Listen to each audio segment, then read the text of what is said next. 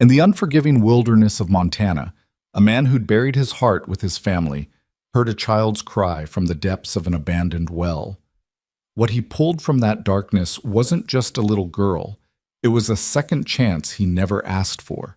But when she looked up at him with dirt-streaked cheeks and said, "You need a wife, and I need a dad," Logan Hale's carefully constructed walls began to crumble. This is a story of survival, redemption, and the family we choose when fate refuses to let us die alone. Stay with me until the end of this journey, hit that like button, and comment what city you're watching from. I want to see how far this story travels across the world. The fog rolled across the Montana hills like a living thing, thick and suffocating, swallowing the landscape in gray silence. Logan Hale rode through it with the ease of a man who'd long since stopped fearing what he couldn't see. His horse, a steel-gray quarter horse named Ash, picked its way carefully along the ridge trail, ears swiveling at every sound the mist carried and distorted. Logan didn't come out here for pleasure.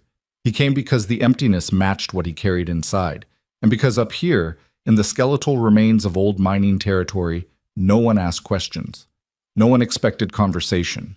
No one looked at him with pity or curiosity about the wedding ring he still wore on a chain beneath his shirt.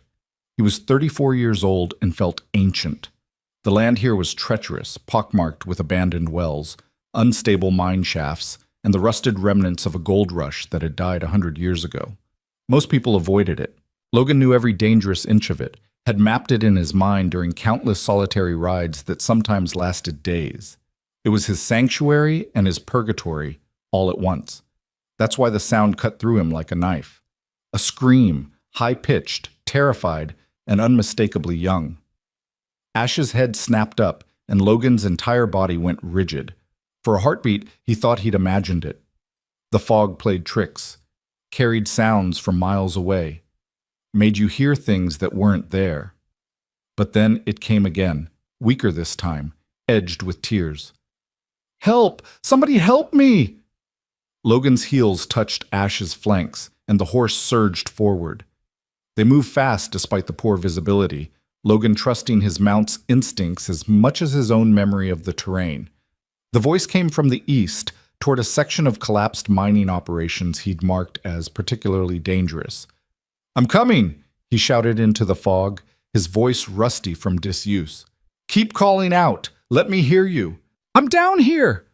The voice was small, desperate, echoing from somewhere below ground level. "I can't get out, please!" Logan pulled Ash to a stop and dismounted in one fluid motion, his boots hitting the rocky ground hard.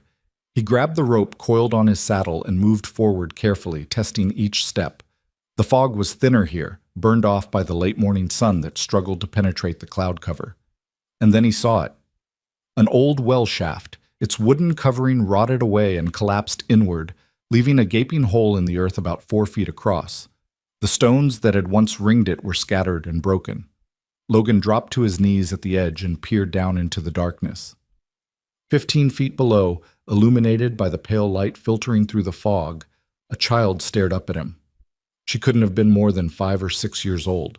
Her dark hair was tangled with dirt and debris, her face streaked with mud and tears. Her jacket, too thin for this weather, was torn at the shoulder, and he could see scrapes on her small hands where she'd tried to climb the slick stone walls. But what struck Logan most wasn't her size or her injuries, it was her eyes.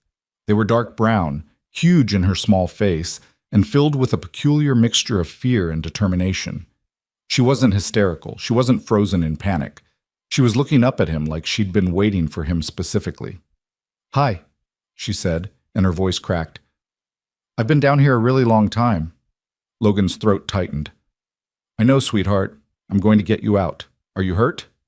She considered this seriously, looking down at herself like she was taking inventory. "My knee hurts and my hands, but I don't think anything's broken." She said it clinically, like she'd had experience assessing injuries. That sent a cold finger down Logan's spine. "That's good. That's real good." He was already uncoiling the rope, his hands moving with practiced efficiency despite the tremor that wanted to start in his fingers. A child, alone in the wilderness. How long had she been down there? "What's your name?" "Nora." She wiped at her face, smearing the dirt. Are you a cowboy? Despite everything, Logan's mouth twitched. Something like that.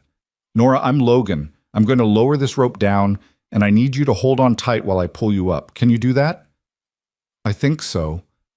But she sounded uncertain now, looking at the rope and then at the walls around her. What if I fall? You won't fall. I promise. He tied a loop in the rope large enough for her to slip over her shoulders and under her arms. I've pulled up a lot heavier things than you, trust me. He lowered the rope carefully, feeding it down hand over hand. Nora reached for it eagerly, her small fingers grasping the hemp. It took her 3 tries to get the loop positioned correctly. Her arms were shaking, and Logan realized she was probably close to exhaustion and hypothermia. The well was cold and damp, a perfect environment for draining a small body's heat. Got it, she called up, her voice stronger now that escape was imminent. Hold on tight. Keep your arms close to your body. Logan braced himself, legs apart, and began to pull. She was light, terrifyingly light, and came up easier than he'd expected. But halfway up, her grip faltered, and she swung sideways toward the wall with a small cry. I've got you! Logan increased his pull, arms burning. Don't let go! I won't! And she didn't. Her jaw was set, her eyes squeezed shut, and she held on with a ferocity that seemed impossible for someone so small. Logan pulled her up and over the lip of the well in one smooth motion, then grabbed her under the arms and pulled her away from the edge. She collapsed against him, shaking violently, her small body racked with shivers and probably adrenaline crash. He did something he hadn't done in 3 years. He held a child. She was solid and real against his chest, her heart hammering like a frightened bird's. She smelled like dirt and fear and something sweet, maybe the shampoo her mother used. Logan's arms came around her automatically, and for a moment he couldn't breathe. Sarah would have been 7 now, almost Nora's age. You're okay, he heard himself say, his voice rough. You're safe now. Nora didn't let go immediately. She pressed her face against his worn canvas jacket and shook, her small hands fisted in the fabric. Logan held her and stared at nothing, seeing everything, memories he'd buried deep, threatening to surface. Finally, she pulled back and looked up at him. Her face was a mess of tears and dirt, but she was smiling, actually smiling. You came, she said simply, like she'd known he would. Of course I came. What are you doing all the way out here? Where are your parents? Logan looked around the fog-shrouded landscape, seeing nothing, hearing nothing but the wind and Ash's quiet breathing. Nora's smile faded. Just my mom, and I don't know where she is. We were camping, but then... She trailed off, her eyes getting distant. She told me to run and hide, so I did, but then I fell. Every instinct Logan had honed in his years as a ranch foreman and father screamed danger. Why did she tell you to run? But Nora just shook her head, her jaw setting in a stubborn line. I'm not supposed to talk about it. Logan didn't push. Whatever had put a child alone in the wilderness with instructions to hide was trouble he didn't need, but he couldn't exactly leave her out here. He shrugged out of his jacket and wrapped it around her small shoulders. It swallowed her, hanging almost to her knees. We need to find your mother. Do you remember which direction you came from? Nora pointed vaguely west, toward the deeper hills. That way, I think. But I was running for a long time. Okay. Logan stood and lifted her easily, settling her against his hip like it was the most natural thing in the world. His body remembered, even if his mind had tried to forget. We'll head west, see what we can find. You warm enough? She nodded against his shoulder, but he could still feel her shivering. He carried her to Ash, who turned his large head to inspect this new addition with patient curiosity. Nora's eyes went wide. He's huge. He's gentle. Logan mounted with Nora held securely, then settled her in front of him, keeping one arm locked around her waist. She fit perfectly in the circle of his arms, small and trusting. You ever ridden a horse before? No? But she didn't sound scared. She reached out tentatively to touch Ash's mane, her small fingers tangling in the coarse hair. What's his name?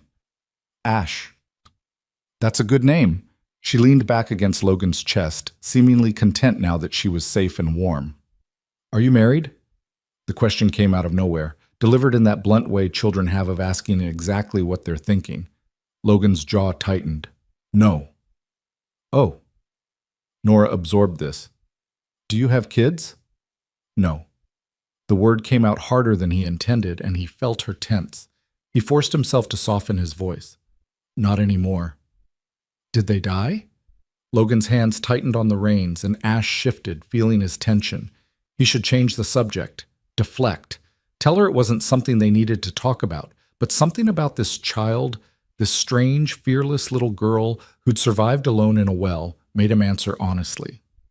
Yes. I'm sorry. And she sounded it. Her small hand came to rest on his arm, a gesture of comfort that nearly broke him. That must make you very sad. It does. They rode in silence for a few minutes, following a game trail that wound through the hills.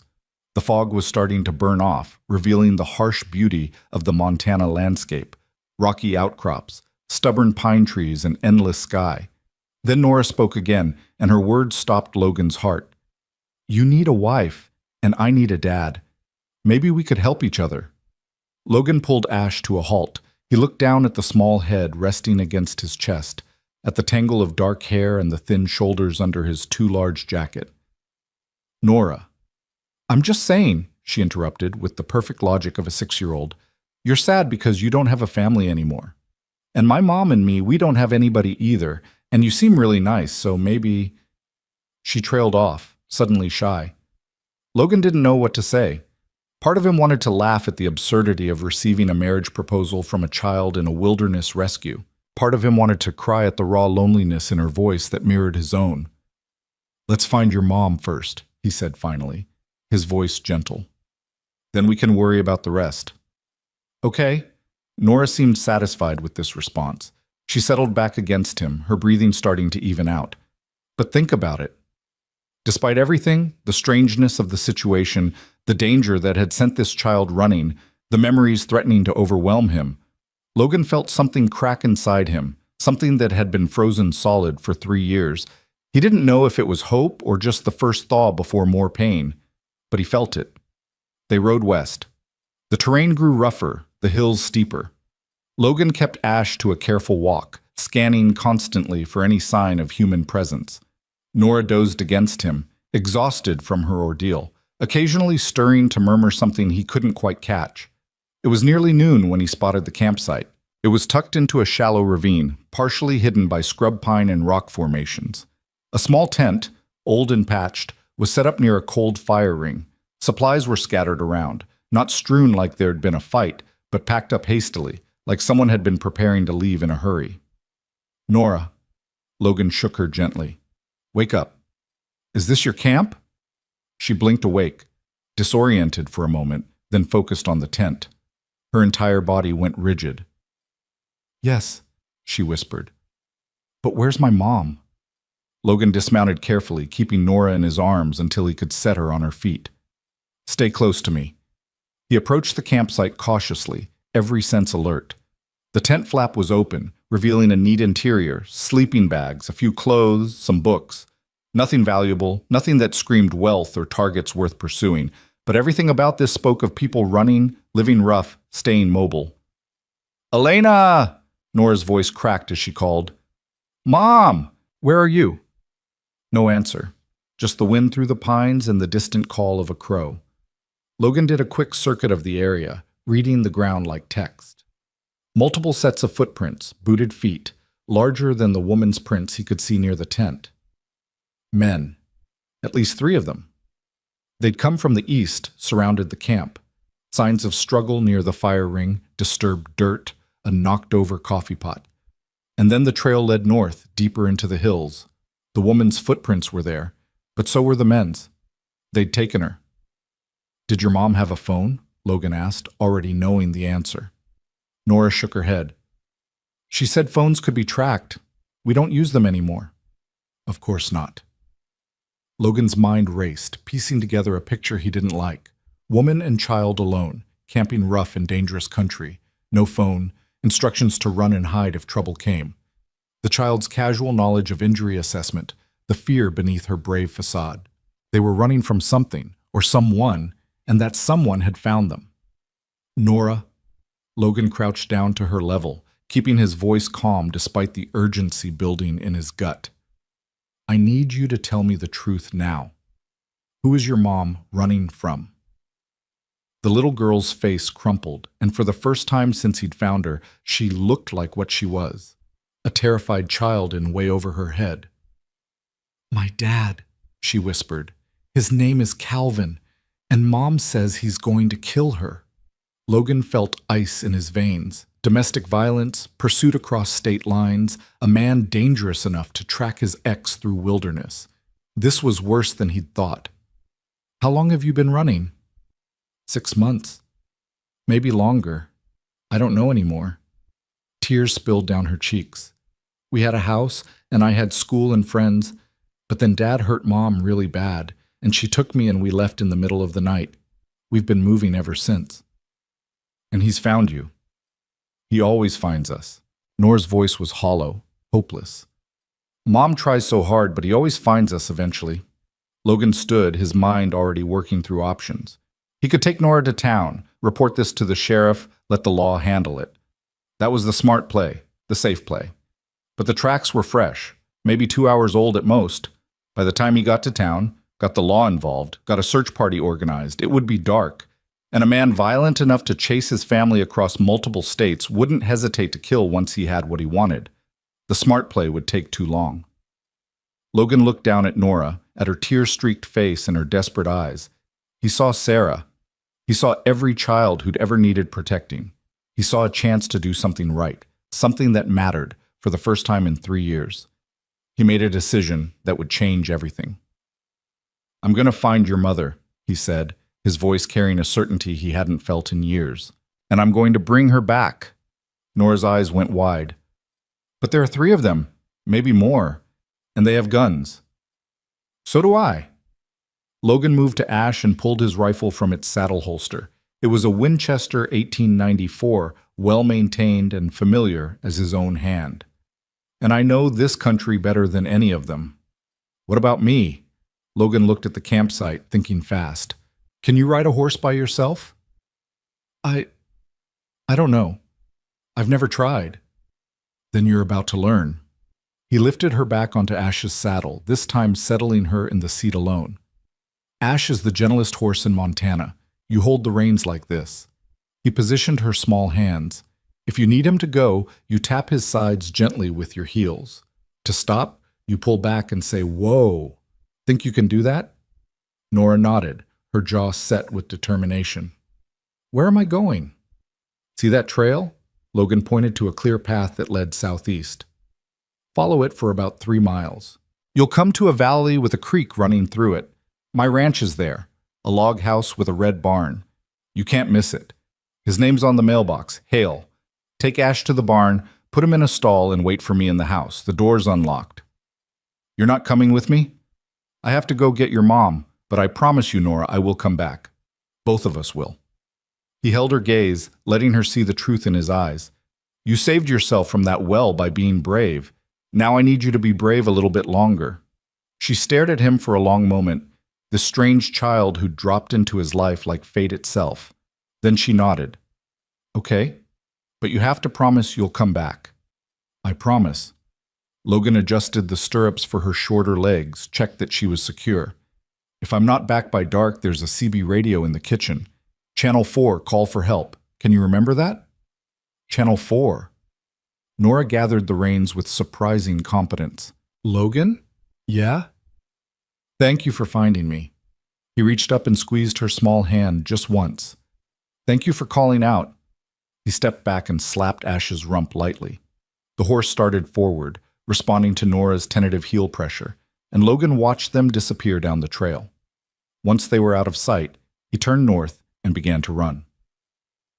He was alone in the Montana wilderness, armed with nothing but a rifle and a promise to a child, chasing after 3 armed men who had a 2-hour head start and a hostage. It was the first time in 3 years Logan Hale had felt truly alive. The trail was easy to follow at first. 3 men and a woman, the woman's footprints showing signs of stumbling, of being pulled along. They weren't trying to hide their tracks. They felt safe, confident in these hills. That arrogance would be their first mistake. Logan moved fast, using a ground-eating lope that he could maintain for miles. The years of grief had kept him lean and hard, and his body remembered this work, tracking, hunting, surviving in country that didn't forgive mistakes. He'd grown up in these hills, had learned wilderness skills from his father and grandfather before him. Men from softer places, men who'd tracked by phone and GPS, wouldn't know what they were up against. Within an hour, he'd closed the gap to under a mile. He could see disturbed brush from their passage, still slowly springing back. Fresh broken twigs. A place where they'd stopped to rest. And blood. Not much. A few drops on a flat rock. But enough to tell Logan that the woman, Elena, Nora had called her, was injured. His jaw tightened and he moved faster. The terrain was climbing now, the hills giving way to rockier ground. Dangerous footing. The trail showed the group slowing down, picking their way more carefully. Logan used shortcuts, paths only someone who knew this country intimately would recognize. He scaled a rock face that let him cut off a quarter-mile of switchbacks, his fingers finding holds with practiced ease. From the ridgetop, he finally saw them. 4 figures moving along a rocky trail below, maybe 800 yards ahead. 3 men in outdoor gear that looked new and expensive, the kind city people bought when they wanted to play at wilderness. And between them, supported roughly by 2 of the men, a woman with dark hair. Logan dropped into cover behind an outcrop and studied them through his rifle scope. The men were in their 30s or 40s, fit but not military. One of them, the one leading the group, had a handgun on his hip. The others didn't show weapons, but that didn't mean they weren't armed. They were dragging Elena more than walking with her. Her left ankle was swollen, visible even at this distance. That's where the blood had come from, a bad sprain or possibly a break aggravated by forced marching. And the man in the lead, the one who kept grabbing Elena's arm when she faltered, even at this distance, Logan could see the casual cruelty in the gesture. Calvin Wright. Had to be. Logan settled his breathing, considering options. He had the high ground and the skill to make a shot from here. But a rifle shot in these hills would echo for miles, and if he missed or if the other men were armed, Elena could be killed before he could help her. He needed to get closer, needed to create a situation where the odds weren't 3-1. He needed to be smart. Logan circled wide, using the terrain to stay out of sight, moving parallel to their course. They were heading toward an old mine entrance he recognized, one of dozens that pocked these hills. Probably planning to hole up there until dark, or maybe planning to... He didn't want to think about what they might be planning. The mine entrance was maybe a mile ahead, set into a rocky hillside with limited approaches. But Logan knew something they didn't. That mine had a second entrance, a collapse hole about 200 yards from the main opening, hidden by scrub oak and careful to reach. Dangerous, but possible. He could get ahead of them. Logan poured on speed, abandoning stealth for urgency. He had to reach that mine first, had to get into position. His lungs burned, his legs ached, but he pushed through it, driven by something he'd thought died with his family. Purpose. He reached the collapse hole with maybe 10 minutes to spare, barely enough time to catch his breath and prepare. The opening was tight, partially choked with rocks and old timber, but he squeezed through and dropped into the darkness beyond. The mine tunnel was pitch black and smelled of damp earth and rot. Logan pulled a small flashlight from his pocket. He never went into the hills without one, and moved forward carefully. The tunnel was partially collapsed in places, dangerous footing, but he knew where he was going. 50 yards of careful navigation brought him to a junction where he could hear voices echoing from the main entrance. "Yeah, make this easy on yourself," a man's voice, harsh and self-satisfied. "You know how this ends, Elena. You always knew. You think you can just take what's mine and walk away?" "She's not a possession, Calvin." Elena's voice was stronger than Logan expected, defiant despite obvious pain. "And I'm not yours either. The divorce papers say so." The sound of a slap echoed through the mine, followed by a cry. Logan's hand tightened on his rifle. "Divorce papers don't mean anything. You're my wife. Nora's my daughter. And you're both coming home. I'd rather die." "That can be arranged." The casual way Calvin said it made Logan's blood run cold. "But first, you're going to tell me where the girl is. You hid her somewhere, I know you did. Smart, running her off before we found the camp. But she's 6 years old, alone in the wilderness. She's probably dead already. Unless you want to tell me where to look?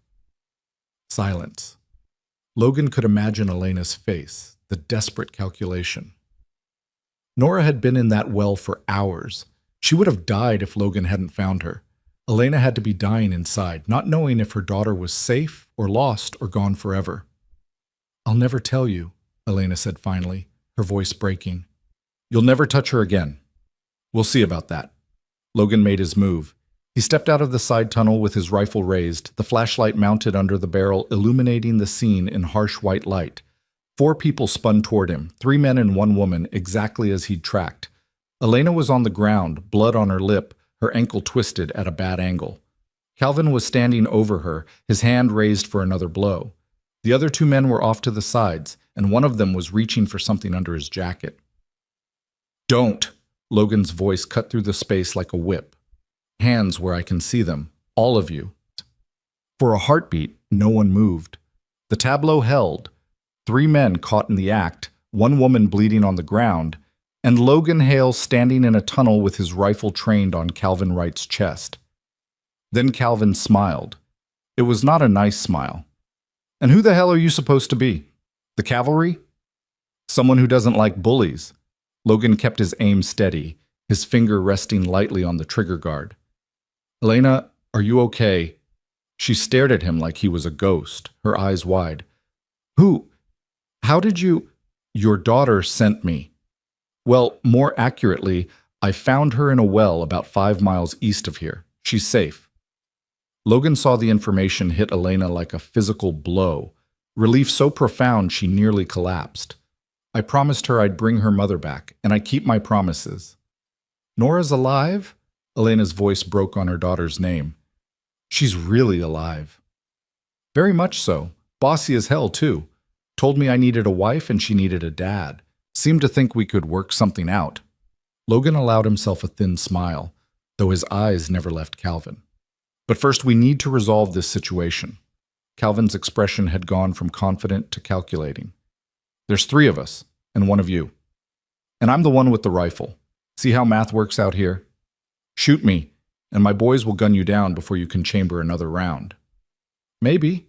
Logan's voice was mild. But you'll still be dead. That's the part you need to focus on, Calvin. Your boys might get me. Probably will, but you'll be dead first, and Elena will be free. Is that really how you want this to end? The silence stretched. One of the other men, younger, nervous, licked his lips. Calvin, maybe we should... Shut up, Derek. Calvin didn't look away from Logan. You don't know who you're dealing with, Cowboy. I have resources. I have lawyers. I have connections. You put that rifle down and walk away, and maybe I don't come after you later for kidnapping my daughter. Nora's not at my place because I kidnapped her. She's there because I rescued her from dying alone in a well. Big difference. Logan shifted his weight slightly, ready for whatever came next. Here's what's going to happen. You and your friends are going to turn around and walk out of this mine. Elena's going to come with me, and you're going to go back to whatever hole you crawled out of and leave her alone. Or what? Or I shoot you. Logan said it simply, without heat or anger, statement of fact. I don't want to. I'm not a violent man by nature, but I will protect an innocent woman and child from a man who hurts them. It's not a difficult moral calculation. Calvin stared at him, trying to read him, trying to decide if he was bluffing. Logan let him look. Let him see the truth. That Logan Hale had nothing to lose, had already lost everything that mattered, and would pull that trigger without hesitation if it meant keeping his promise to a little girl. Whatever Calvin saw in Logan's eyes made his decision. Fine. He stepped back, hands raised in mock surrender. We'll go. But this isn't over, Cowboy. I know people. I'll find out who you are, where you live, and I'll come back for what's mine. You do that. Logan's voice was cold. But if you come near Elena or Nora again, I won't give you a warning. I'll just put you in the ground. We clear? Crystal.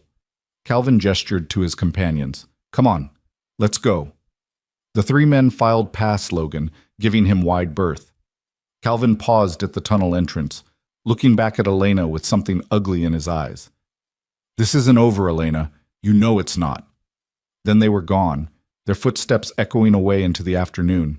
Logan waited until the sound faded completely before he lowered his rifle and moved to Elena. She was shaking, tears streaming down her face. Not from pain, but from relief so overwhelming it couldn't be contained. "Nora's really safe?" she asked again, like she couldn't quite believe it.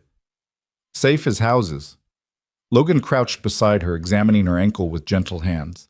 "Probably spoiling my horse and eating me out of house and home by now. She's quite something, your daughter." "She is."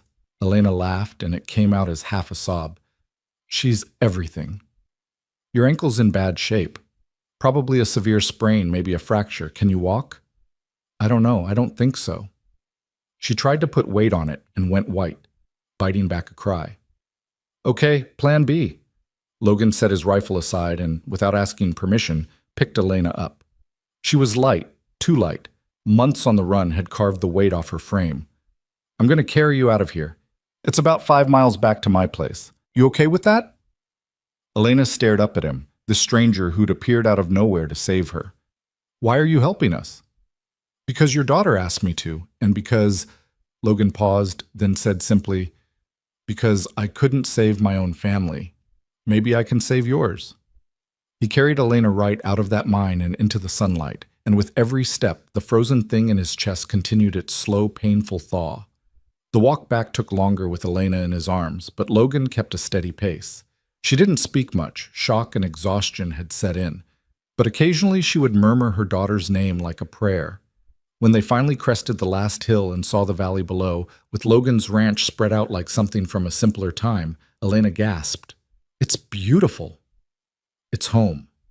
And maybe, Logan thought, looking down at the woman in his arms and thinking of the fierce little girl waiting for them, it could be home for more than just him. They descended toward the ranch as the sun began its slide toward evening, painting the Montana sky in shades of gold and red, and waiting in the barn doorway, small and determined and whole, was Nora, who started running the moment she saw them.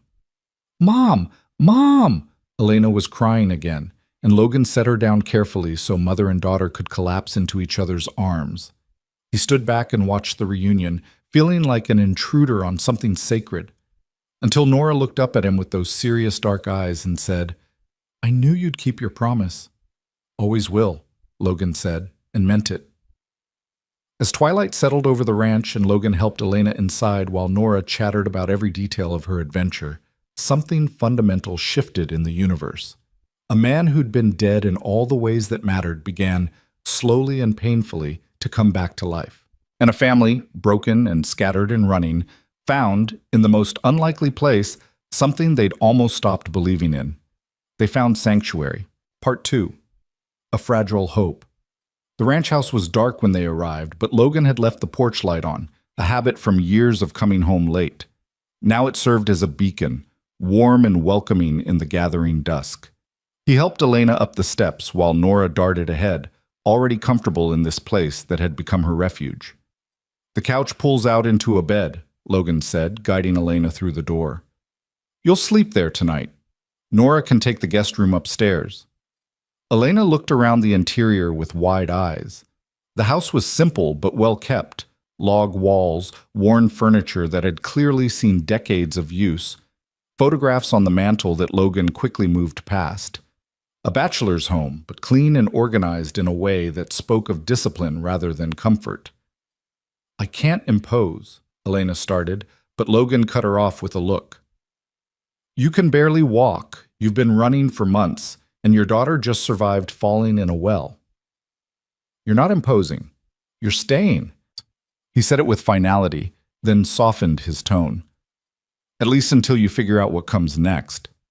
Nora appeared from the kitchen, a glass of water in her hands. "I found the cups," she announced proudly, "and there's food in the fridge.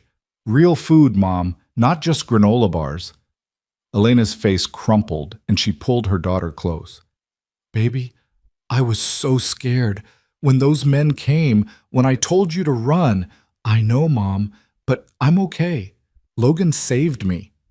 Nora looked at him with something close to worship. "He climbed down into the well and pulled me up, and then he let me ride his horse all by myself to get here." "You rode a horse by yourself?" Elena looked between them, incredulous. She's a natural, Logan said, moving to the kitchen. Ash didn't give her any trouble at all. Now, let's take a look at that ankle properly. He returned with a first aid kit and a basin of warm water. Elena had settled onto the couch, Nora curled against her side, both of them looking exhausted but safe. Logan knelt and carefully removed Elena's boot, noting her sharp intake of breath. The ankle was badly swollen, already turning deep purple. Logan probed it gently with experienced fingers, watching Elena's reactions. I don't think it's broken, he said finally, but it's a bad sprain. You need to keep it elevated and iced for the next few days. No walking on it. I don't have a few days, Elena said, tension returning to her voice. Calvin will come back. He always comes back. We need to leave before... You're not going anywhere on that ankle. Logan wrapped it carefully with an elastic bandage, his movements efficient. And even if you could walk, where would you go? How far do you think you'd get before he found you again? Elena's jaw tightened. So what do you suggest? We just wait here for him to show up? No. Logan sat back on his heels, meeting her eyes. I suggest you stop running and make a stand. Get the law involved properly. File restraining orders. Build a case. You think I haven't tried that? Elena's voice rose, raw with frustration. I had restraining orders in California. Fat lot of good they did. The police would come, Calvin would charm them, or his lawyer would make calls, and nothing would stick. He has money, Logan. Money and connections, and a really good lawyer who knows exactly how to work the system. Nora had gone very quiet, her small body tense against her mother's side. Logan noticed and kept his own voice calm. Montana's not California, and I know Sheriff Daniels personally. He's a good man, doesn't care about connections or money, just about what's right. And what if that's not enough? Elena's eyes shone with unshed tears. What if Calvin comes back before any of that matters? What if he takes Nora? He has parental rights, Logan. On paper, he's her father. He could take her, and legally, I couldn't stop him. The thought clearly terrified her more than any physical threat to herself. Logan understood that completely. Then we make sure he doesn't get the chance. Logan stood, his decision made. You'll stay here, both of you, for as long as it takes to sort this out properly. We can't. Yes, you can. I have the room. I have the resources. And he paused, then said what he'd been thinking since he'd pulled Nora from that well. I have reasons of my own for wanting to help. Elena studied him for a long moment, trying to read what those reasons might be. Her gaze drifted to the mantel, to the photographs Logan had turned face down. Who did you lose? She asked quietly. Nora looked up at him too, her dark eyes serious. She already knew part of the answer, but she wanted to hear it as well. Logan was silent for so long they probably thought he wouldn't answer. Then, slowly, he walked to the mantel and turned one of the frames right side up. A family photograph taken 4 years ago on a summer day that had been full of laughter and light. A woman with kind eyes and auburn hair smiling at the camera. A little girl, maybe 3 years old, grinning with her front teeth missing. And Logan, younger and whole, his arms around both of them. My wife, Jennifer. My daughter, Sarah. His voice was steady, but it cost him. Car accident 3 years ago. Drunk driver ran a red light. They died instantly. Nora slipped from the couch and came to stand beside him, looking at the photograph with the intensity of someone who understood loss. She was pretty, she said softly. Your daughter. She looks happy. She was. They both were. Logan set the frame down, but he left it facing out this time. After it happened, I stopped living. I kept breathing, kept working, but I wasn't really here, just going through motions. What changed? Elena asked. Logan looked at Nora, this fierce little girl who'd proposed marriage within an hour of meeting him. Someone reminded me that there are still people who need help, that maybe I'm not done yet. The moment stretched between them, heavy with understanding. Elena's expression softened, some of her defensive walls coming down. Thank you, she said, for everything, for finding Nora, for coming after me, for this, all of it. You're welcome. Now, Logan moved toward the kitchen again, needing to break the intensity. Let's figure out food. I'm betting neither of you has eaten properly in days. Weeks, Nora admitted cheerfully, following him. We've been eating a lot of canned beans. Logan opened his refrigerator and surveyed the contents. He wasn't much of a cook. Years alone had reduced his meals to functional rather than enjoyable, but he could manage something better than canned beans. How about eggs and toast? Maybe some bacon? Bacon? Nora said the word like it was a prayer. Real bacon? The realest. Logan pulled out the ingredients and got to work. Nora perched on a stool at the kitchen counter, watching his every move with rapt attention. From the living room, he could hear Elena shifting on the couch, probably trying to get comfortable with her injured ankle. Logan? Nora's voice was small. Are you mad that I said that thing? About you needing a wife and me needing a dad?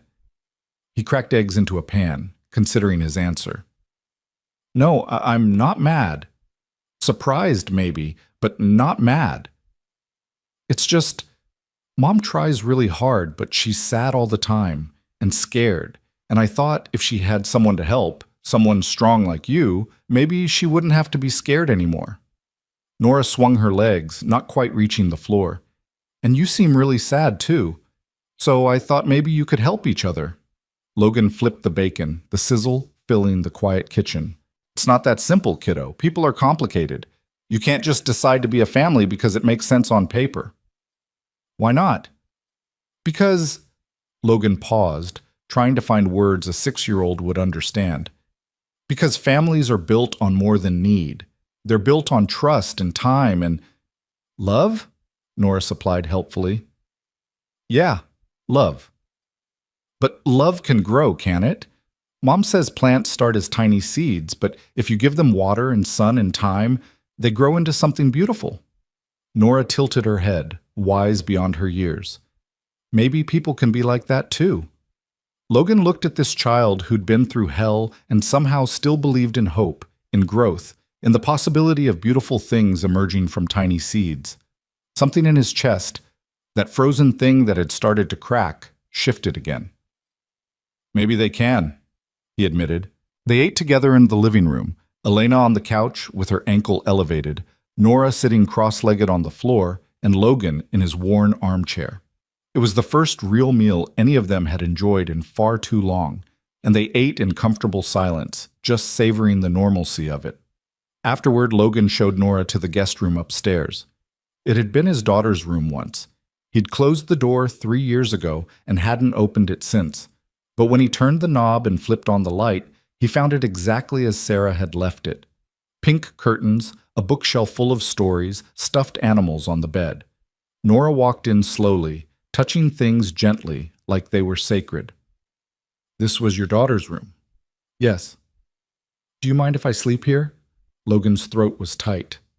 No, I think she would have liked you. I would have liked her too. Nora climbed onto the bed, small in the space meant for someone only slightly larger. Can I look at her books? Of course. Stay up as long as you want. Logan turned to go, then paused. Nora? Thank you. For what? For being brave today, for trusting me, for... He gestured vaguely, encompassing everything. All of it. Nora smiled, that luminous smile that seemed to light up the room. You're welcome. Good night, Logan. Good night, sweetheart. He descended the stairs slowly. Those 2 words, sweetheart, something he'd called Sarah 1,000 times, ringing in his ears. When he reached the living room, Elena was wiping tears from her eyes. I heard, she said softly, about the room. That must have been hard. Logan shrugged, uncomfortable with the emotion. It needed to be opened eventually, might as well be for someone who'll appreciate it. Elena shifted, wincing as she adjusted her ankle. Logan, I need you to understand something. I'm grateful, more grateful than I can say, but we can't stay here long. It's not safe for any of us. Calvin meant what he said. He'll find out who you are, and he'll come. Let him come. You don't know what you're saying. He's dangerous, Logan. Really dangerous. He put me in the hospital twice before I finally got the courage to leave. Her voice broke. He hurt Nora once. Just once. Grabbed her arm so hard it left bruises. That's when I knew I had to run. That's when I knew he'd eventually kill one of us, or both. Logan settled into his chair, his expression hard. Then it's good that I don't scare easy. This isn't a joke. I'm not joking. Elena, listen to me. You've been running for months. How's that working out for you? The words were blunt but not cruel. You're exhausted, hurt, terrified. Your daughter's growing up thinking that fear is normal, that running is the only option. That's not sustainable. Eventually you'll run out of money or luck or strength, and he'll catch you. And next time there might not be anyone around to help. Elena stared at him, her expression a mixture of hope and fear. So what's your solution? We make a stand here. Hope the law protects us? We make a stand, yes, but we don't just hope. We prepare. Logan leaned forward, his voice steady and certain. I know these hills like the back of my hand. I know the people in town. I know how to protect what's mine. And right now, whether you like it or not, you and Nora are under my protection. We're not yours to protect. Maybe not legally, but morally, ethically. You became my responsibility the moment I pulled your daughter out of that well, and she looked at me with those big eyes and asked me to save her mother. Logan held Elena's gaze. I don't make promises lightly, Elena. When I say I'll keep you safe, I mean it. Why? The question burst from her, raw and desperate. Why would you do this for strangers? Why would you risk yourself for people you just met? Logan was quiet for a long moment, and when he finally spoke, his voice carried the weight of 3 years of grief and guilt and slowly dawning redemption. Because I couldn't save Jennifer and Sarah. I wasn't there when they needed me. I was at the ranch, working on fence line, miles away when that drunk driver ran the red light. By the time I got to the hospital, they were already gone. He swallowed hard.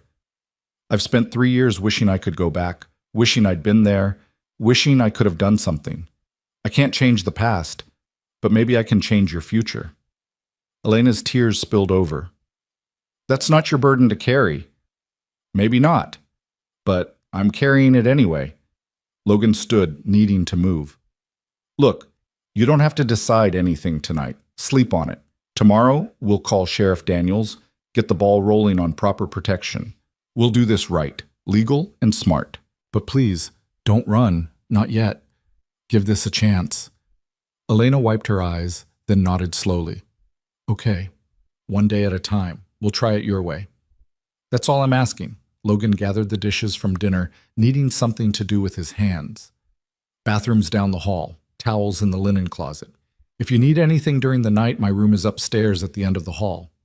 Don't hesitate. Logan? He paused at the kitchen doorway. Yeah? Thank you. For seeing us, for caring, for... Her voice wavered. For being the kind of man I thought didn't exist anymore. Logan didn't know how to respond to that, so he just nodded and retreated to the kitchen, leaving Elena to her thoughts and her tears and the unfamiliar sensation of safety.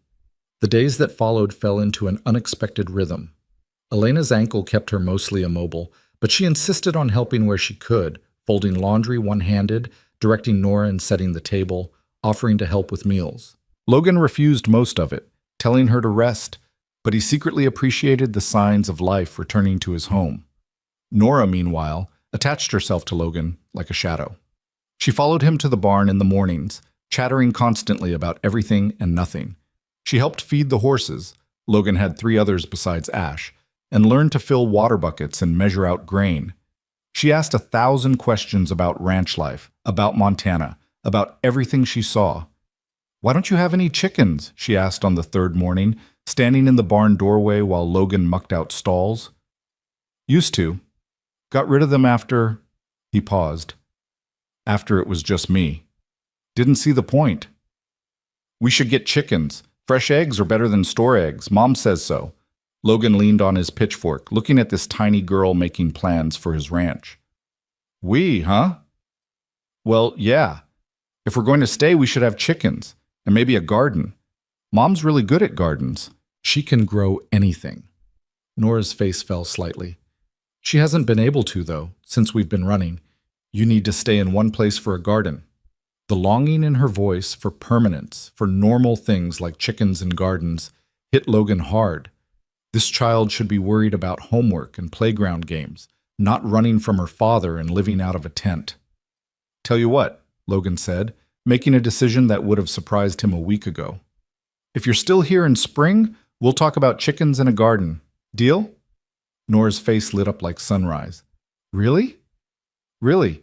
But that means your mom has to agree to stay that long. Think you can convince her?" "I'll try." Nora bounced on her toes, already planning. "She needs convincing about a lot of things, but I'm very persuasive." "I noticed." Logan returned to his work, hiding a smile. "Now, you want to learn how to properly brush a horse, or are you just going to stand there plotting?" "Both. I can multitask." True to his word, Logan called Sheriff Daniels that afternoon. The sheriff was a man in his 50s, weathered and no-nonsense, with eyes that didn't miss much. He arrived at the ranch within an hour of the call, his cruiser kicking up dust on the long driveway. Logan met him on the porch, shaking hands firmly. "Thanks for coming, Jim." "Logan," the sheriff nodded, then glanced past him to where Elena sat on the couch, visible through the screen door. "Got a situation?" "You could say that." Logan explained the basics: the rescue, the pursuit, Calvin Wright, and his threats. He kept it factual, but the sheriff read between the lines. "You're harboring a woman and child fleeing domestic violence," Jim said when Logan finished, "and the husband's made threats. You know what you're getting into?" "I know." Jim studied him for a long moment. "Haven't seen you take interest in much of anything for 3 years, Logan. Now suddenly you're playing protector to strangers?" "They're not strangers anymore." Logan's voice was firm. "And they need help. Proper legal help. Can you provide that?" The sheriff was quiet, thinking. Then he nodded. "Let me talk to the woman. Get her statement. Then we'll see what we can do." Elena was nervous talking to the sheriff, her hands twisting in her lap as she recounted months of abuse, of running, of fear. Nora stayed upstairs during the conversation, but Logan could hear her moving around in Sarah's room, probably listening through the floorboards. Jim took notes, asked careful questions, and didn't judge. When Elena finished, he sat back and sighed. "Mrs. Wright. Ms. Wright. The divorce was finalized 2 months ago. Ms. Wright, I'm going to be straight with you. Montana can issue a protection order, but enforcement is tricky with someone who has resources and doesn't respect the law. The fact that he tracked you here, assaulted you, and made threats, that's all good for the case, but it might not be enough," Elena finished, her voice hollow. "It might not be fast enough," Jim corrected gently. "The wheels of justice turn slow. In the meantime, you need to be smart. Stay somewhere safe. Don't go anywhere alone. Document everything." He glanced at Logan. "You planning to let them stay here?" "For as long as they need." "And you understand that if Calvin Wright comes back, things could get ugly?" "I understand. I'm prepared." Jim's expression was skeptical. "Prepared how?" "Logan, you're a good man, but you're not a fighter. This isn't some barroom brawl. This is a man who's already proven he's dangerous. I can handle myself." "Can you?" The sheriff's voice was sharp. "Because last time someone you cared about was in danger, you weren't there. You willing to go through that again?" The words landed like a physical blow. Logan's jaw tightened, and for a moment, the old grief threatened to swallow him whole. But then he felt a small hand slip into his. Nora, who'd come downstairs without anyone noticing, standing beside him in silent support. "I'm here now, Shay," Logan said quietly, "and I'm not going anywhere." Jim looked at them. Logan and the little girl holding his hand like it was the most natural thing in the world, and something in his expression softened. "All right. I'll file the paperwork, put out alerts. If Calvin Wright sets foot in this county, I'll know about it. But Logan, you need to be smart about this. Install security, maybe get a dog. And for the love of everything, call me at the first sign of trouble. Don't try to be a hero." "Not trying to be a hero, just trying to do what's right." After the sheriff left, Elena was quiet, staring at her hands. Nora had gone back upstairs, sensing the adults needed to talk. Logan sat across from Elena, waiting. "You shouldn't have said that," Elena finally said, "about being here for as long as we need. Jim's right. This could get dangerous. Calvin won't just give up." "I know that. You don't, though. You don't know him like I do. She searched for words. He's obsessive, controlling. In his mind, Nora and I belong to him. He won't stop until he gets us back or until someone stops him, Logan finished, which is exactly what I plan to do if it comes to that. By doing what? Shooting him? Elena's voice rose. That's murder, Logan. That's prison. You'd throw your life away for us? Better than standing by and doing nothing. But why? Elena stood, forgetting her ankle in her agitation. She immediately stumbled, and Logan was there, steadying her, his hands firm on her arms. They were close suddenly, closer than they'd been since he'd carried her from the mine. Because you deserve to be safe, Logan said quietly. Because Nora deserves to grow up without fear. Because, he hesitated, then pushed forward. Because, for the first time in 3 years, I feel like I have a purpose again. Like maybe I'm not just marking time until I die. Don't ask me to give that up, please. Elena stared up at him, and in her eyes he saw fear and hope warring with each other. What if you get hurt? What if something happens to you because of us? Then it happens. But at least I'll have tried. That's not reassuring, Logan. It's honest. He helped her back to the couch, making sure her ankle was elevated again. Elena, I can't promise everything will work out perfectly. I can't guarantee Calvin won't come back or that the law will protect you fast enough.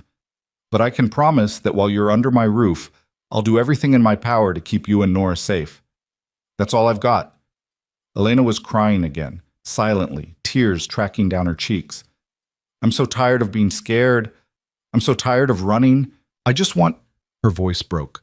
I just want my daughter to have a normal life, to go to school and make friends and not flinch when someone raises their voice. Then stay. Give this a chance. Let me help. What do you get out of this? Really? Logan thought about that, about Nora's hand in his, about the house that felt less empty with their voices filling it, about waking up with purpose instead of just obligation. A reason to keep going, he said simply. Elena nodded slowly, wiping her eyes. Okay, we'll stay, at least for now. But Logan, if Calvin comes, if things get dangerous, you promise me you'll get Nora out first. Before anything else. Promise me. I promise. The week that followed was the strangest of Logan's life. Slowly, the house transformed. Elena, still limited by her ankle, directed operations from the couch. Nora became Logan's constant helper, her energy boundless. They cleaned rooms that had been closed for years, opened curtains that had stayed drawn, brought light back into spaces that had been dark for too long. Logan found himself laughing at Nora's observations, smiling at Elena's dry humor, feeling the cold emptiness that had defined his existence, slowly filling with something that felt dangerously close to hope. He taught Nora to ride properly, watching from the ground as she circled the corral on Ash, her face radiant with joy. He fixed the porch swing that had been broken since the accident, and found Elena sitting there in the evenings, watching the sunset with an expression of peace he suspected she hadn't worn in years. They became a strange little unit, not quite a family, but not separate either. Something in between, something fragile and new and terrifying in its potential. But underneath the normalcy, the threat lingered. Logan installed motion sensors around the property, positioned security cameras at key points, and made sure his rifle was always within reach. He slept lightly, waking at every unusual sound, constantly vigilant. And he waited, because men like Calvin Wright didn't give up. They didn't accept defeat. And Logan knew, with the certainty of someone who'd seen darkness in human nature, that the confrontation wasn't over. It was just postponed. The peace lasted exactly 12 days. Logan was in the barn when it happened, showing Nora how to properly clean a saddle. Elena's ankle had healed enough for her to move around with a cane, and she'd insisted on going into town with them that morning for supplies.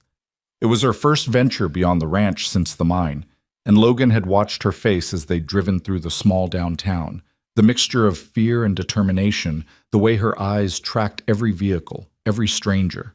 But nothing had happened. They'd shopped at the general store, stopped by the diner for lunch, and returned home without incident. For a few hours, it had felt almost normal. Like this? Nora held up the saddle soap, applying it in careful circles the way Logan had shown her. Perfect. You're a natural at this. Logan watched her work, feeling that now familiar warmth in his chest.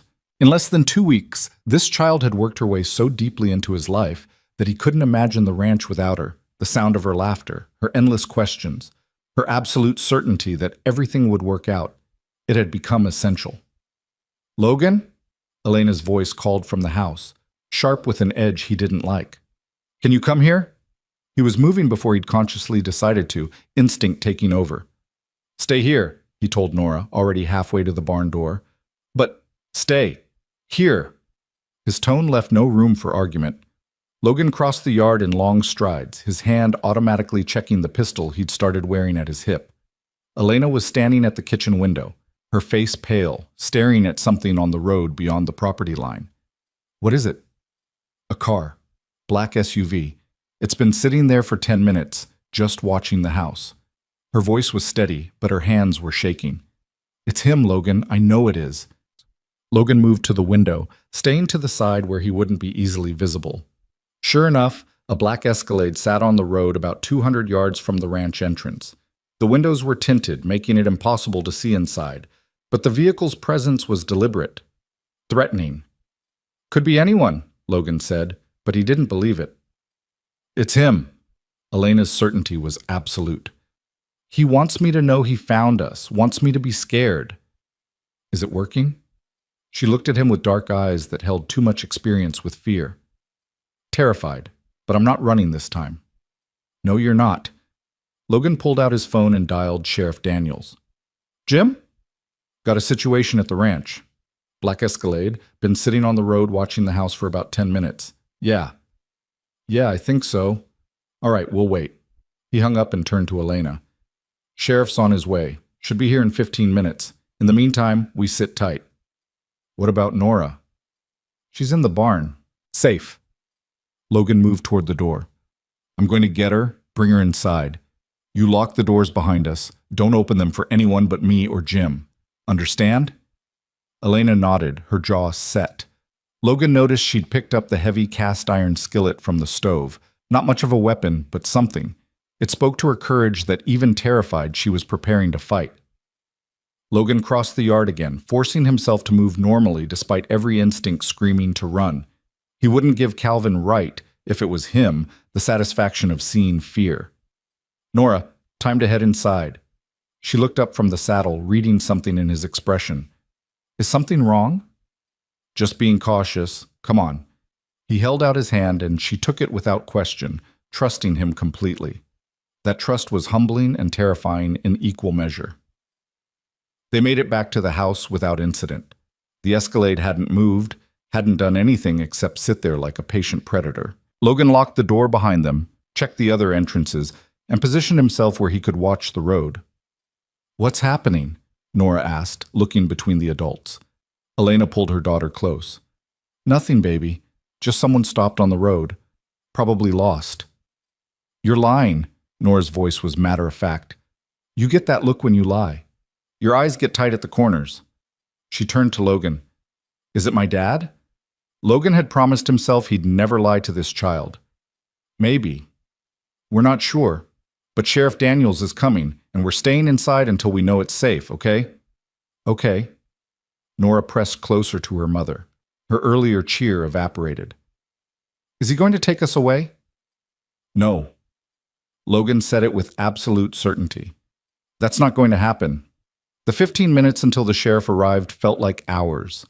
The Escalade didn't move, didn't leave, just sat there, a dark presence that radiated menace. Logan kept one hand on his pistol and his eyes on the road, while Elena held Nora and murmured reassurances that fooled neither of them. Finally, Sheriff Daniels' cruiser appeared, lights off but moving with purpose. The cruiser pulled up beside the Escalade, and Logan watched through binoculars as Jim got out and approached the vehicle. The driver's window rolled down, but Logan couldn't see who was inside. The conversation lasted maybe 2 minutes. Then the Escalade's engine started and it pulled away, heading back toward town. Jim watched it go, wrote something in his notepad, then drove up to the ranch. Logan met him on the porch. "Well?" "Calvin Wright. He made sure I knew it too." Jim's expression was grim. Said he was just sitting on a public road, exercising his right to be there. Technically, he's correct. He's not on your property. He's not making direct threats. There's nothing I can charge him with. He's stalking them. I know that. You know that. But proving it legally is different. I documented it, took his plate number, made it clear he's being watched. But Logan, Jim lowered his voice. This is just the beginning. He's testing boundaries, seeing what he can get away with. It's going to escalate. Let it. Logan's voice was hard. The moment he steps onto my property, he's trespassing. That changes things. It does. But be smart about how you handle it. A man's allowed to defend his property, but the law has limits. Don't cross them. Jim glanced past him to where Elena stood in the doorway. Ma'am, I know this is frightening. We're doing everything we can within the legal system, but I need you to be prepared for the possibility that legal channels might not move fast enough. Elena's laugh was bitter. I've been prepared for that since the day I left him. Why do you think I ran instead of trusting the courts? Jim nodded, understanding. Then you know what you're up against. My advice? Document everything. Every time he shows up, every call, every contact, write it down. Build a case. And in the meantime, he looked at Logan. Stay alert. After the sheriff left, the house felt different. The fragile peace they'd built over 12 days was shattered, replaced by tension that sat heavy in the air. Nora was quiet, clinging to her mother in a way she hadn't since that first night. Elena's hands never stopped shaking, though she tried to hide it. Logan made dinner, but no one was hungry. They pushed food around their plates, jumping at every sound from outside. When full dark fell, Logan checked and rechecked every lock, every window, every point of entry. You should both sleep upstairs tonight, he said, loading his rifle. Nora and Sarah's room like usual, but Elena, you take my room. It has a better view of the approach road. Where will you sleep? I won't. Logan settled into his armchair with the rifle across his lap. Not tonight, anyway. Well, Logan, you can't stay awake all night. Watch me. His voice was gentle but implacable. Elena, I need you rested and able to move if something happens. That means actual sleep in a real bed. Please. She wanted to argue. He could see it in her eyes. But exhaustion and fear won out. All right, but if anything happens, you'll be the first to know. He listened to them move upstairs, the soft murmur of Elena tucking Nora into bed, the creak of floorboards as she made her way to his room. Then silence, broken only by the normal sounds of night, wind through the pines, the distant call of an owl, ash nickering softly in the barn. Logan sat in the dark and waited. Nothing happened that night or the next day. But the morning after, when Logan went to feed the horses, he found something that made his blood run cold. A photograph tacked to the barn door. Elena and Nora, taken from a distance with a telephoto lens. They were in town, from their shopping trip. Elena was smiling at something Nora had said, her guard down for just a moment. Someone had drawn a red X over both their faces. Logan tore the photo down, fury burning through him. Calvin Wright had been here, on his property, close enough to walk to the barn and leave this threat. While Logan had been inside, probably sleeping in that chair at dawn, Wright had been out here violating their sanctuary. He took the photo to the house where Elena was making breakfast. She went white when she saw it. He was here, on the property. Her voice was barely a whisper. Last night, probably, or early this morning, Logan was already on the phone to Jim. Sheriff? He escalated. Found a photograph on my barn door. Yeah, we're pressing charges. Criminal trespass, stalking, terroristic threatening. I want him arrested. But when Jim arrived and examined the photo, his expression was regretful. Logan, I want to help, but look at this objectively. There's no proof Calvin Wright put this here. No fingerprints, no witnesses, nothing tying him to it directly. Who else would it be? I believe you. But belief isn't evidence. Any lawyer worth his fee would create reasonable doubt. Could have been one of his associates. Could have been someone else entirely. Without concrete proof, then what good are you? Logan's patience snapped. A man terrorizes a woman and child, stalks them across state lines, trespasses on my property to leave death threats, and you're telling me there's nothing you can do? I'm telling you the system has limitations. I've documented everything. I'm building a case, but these things take time. We might not have time. I know. Jim's voice was heavy with frustration. I know, Logan, and I'm sorry. But if you take matters into your own hands, if you hurt this man outside the boundaries of self-defense, you'll be the one in handcuffs. Is that what you want? To leave these two alone and unprotected while you sit in a cell? Logan forced himself to breathe, to think past the rage. No. Then let me do my job, and you do yours. Keep them safe, document everything, and the moment Wright steps over the line in a way we can prove, I'll have him in custody so fast his head will spin. After Jim left, Logan sat with Elena at the kitchen table, the threatening photo between them. Nora was upstairs, deliberately kept away from this ugliness. I'm sorry, Elena said quietly. This is my fault. I brought this danger to your door. Stop that! Logan's voice was sharp. You're a victim, not the villain. Wright made his choices. You're just trying to survive them. But you're caught in the middle now, you and your home and… Her voice broke. And if something happens to you because of us, I'll never forgive myself. Logan reached across the table and took her hand. It was the first time he'd initiated touch since carrying her from the mine, and he felt her startle at the contact, but she didn't pull away. Nothing's going to happen to me, or to you, or to Nora. I'm not letting Calvin Wright destroy anything else in this world. He squeezed her hand gently. We're going to get through this. Together. Elena looked at their joined hands, then up at his face. Why are you really doing this, Logan? And don't give me that line about purpose or redemption. There's something more, isn't there? He was quiet for a long moment, debating how much truth to share. Then he decided she deserved honesty. When Jennifer and Sarah died, I wanted to die too. For months, I hoped I would. Just go to sleep and not wake up. But I kept breathing anyway, kept going through motions because stopping felt like too much effort. Logan stared at their hands, hers small and calloused in his larger, scarred one. Then Nora called out from that well, and when I pulled her up, when she looked at me and said I needed a wife and she needed a dad, something woke up inside me, something I thought was dead. What?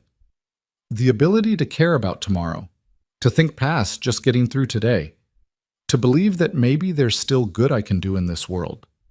He met her eyes. You and Nora gave me that. So no, this isn't just about redemption or purpose. It's about… He searched for the right words. It's about choosing life instead of just existing. You helped me do that, so I'm helping you stay alive to make that choice too. Elena's eyes filled with tears. That's the most terrifying and beautiful thing anyone's ever said to me. Terrifying how? Because I'm starting to…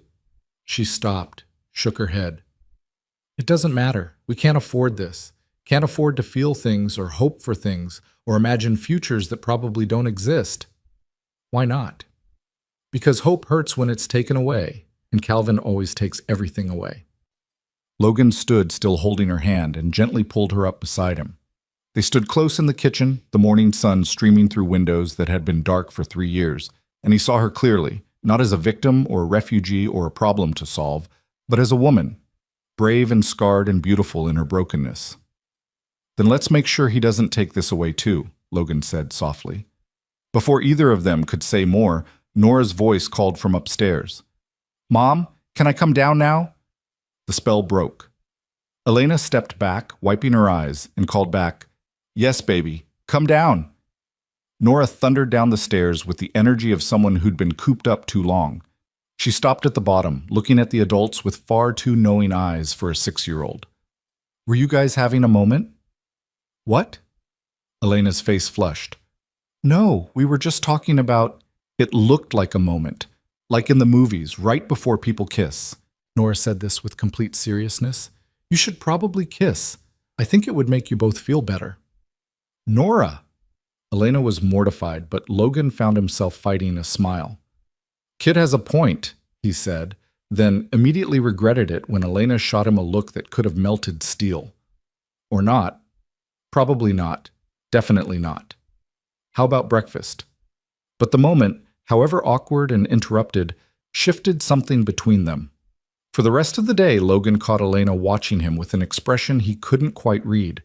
Not fear, not gratitude, but something deeper and more complicated. something that made his carefully rebuilt walls feel suddenly very fragile. 3 days passed. The Escalade appeared twice more on the road, sitting and watching, never quite crossing the line into actionable offense. Each time, Jim came and documented it, and each time, Calvin Wright drove away smirking. The tension was unbearable. Elena barely slept. Logan never slept. Nora tried to maintain her usual cheer, but it was forced, fragile. They were all waiting for the other shoe to drop. It dropped on Saturday morning, in town. Elena had insisted on going to the grocery store. Cabin fever had set in, and she needed to feel like a normal person again, even briefly. Logan had argued against it, but she'd been adamant. So he'd accompanied them, staying close, hyper-vigilant to every person, every vehicle. They'd been in the store for maybe 10 minutes when Logan heard Nora's voice, high and frightened. "Mom!" He turned to see Calvin Wright standing at the end of the aisle, blocking the exit. He was a big man, well-dressed, with the kind of smile that made Logan's fists clench. Behind him were two other men, probably the same ones from the mine. "Elena." Calvin's voice was smooth, reasonable. "We need to talk." "Get away from us." Elena positioned herself in front of Nora, her entire body tense. "You have a restraining order. You're not supposed to be within 500 feet. This is a public store. I have as much right to shop here as you do." Calvin's smile widened. "And look, there's my daughter." "Hi, Nora. Did you miss Daddy?" "No." Nora's voice was small but defiant. "Go away." "That's not very nice. Mommy's been teaching you bad manners." Calvin took a step forward, and Logan moved to intercept him. "That's far enough." Calvin's eyes slid to Logan, assessing and dismissive. "The cowboy. We meet again. You know you're harboring my family, right? That could be considered kidnapping." "They're staying with me by choice. That's called hospitality." "Is it? Because from where I stand, it looks like you're interfering in a domestic matter. Playing hero to a woman who's probably told you all sorts of lies about me." Calvin's voice dropped, became conspiratorial. "She does that, you know. Lies, manipulates, makes herself out to be the victim when really she's just unstable. Running from place to place, dragging my daughter through hell, refusing to let me be a father." "I've seen her injuries," Logan said flatly. "Seen the fear in her eyes, seen the way her daughter flinches at raised voices. Don't stand there and gaslight me about who the victim is." Calvin's expression hardened. "You don't know what you're talking about. Elena, this is your last chance. Come home. Bring Nora. We'll forget all this unpleasantness. Be a family again." "We were never a family. We were hostages." Elena's voice was steady despite her fear. "And I'd rather die than go back." "That can be arranged." Calvin said it quietly, and Logan saw the flash of pure rage beneath the civilized veneer. This man was dangerous, not just violent, but unhinged in his obsession. "Are you threatening her?" Logan asked, his voice carrying deliberately. Several other shoppers had stopped, were watching the confrontation. "In front of witnesses? In a public place?" Calvin seemed to realize he'd made a mistake. His expression smoothed back to false pleasantness. "Of course not. I'm just trying to have a conversation with my ex-wife about our daughter's welfare. Is that a crime?" "Violating a restraining order is." "I'm not violating anything. I'm shopping. If she happens to be in the same store, that's coincidence." "Bullshit." Logan pulled out his phone. "Sheriff Daniels?" "Logan Hale. Calvin Wright is at Morrison's General Store, confronting Elena and Nora in violation of the restraining order." "Yeah, we're here now." No physical contact yet." "All right." He hung up and looked at Calvin. "Sheriff's 2 minutes away. You want to stay and explain your coincidence, or would you rather leave?" Calvin's jaw tightened, but he stepped back. "This isn't over, Elena. You can't hide forever. Sooner or later, we're going to have a real conversation. Just the three of us. Like a family should." The threat was unmistakable. He turned and walked toward the exit, his two companions following. But at the door, he paused and looked back. "Nice ranch you have, Cowboy. Real pretty. Be a shame if something happened to it." Then he was gone, leaving Logan with a fury so intense it took every ounce of control not to follow and drag the man back by his collar. Elena collapsed against the nearest shelf, shaking violently. Nora wrapped her arms around her mother's waist, tears streaming down her face. Other shoppers were staring, whispering. Logan wanted to shield them from the attention, from the public exposure of their private terror. "Come on," he said gently, touching Elena's shoulder. "Let's go home." They abandoned their groceries and left, Elena leaning on Logan while Nora pressed close to both of them.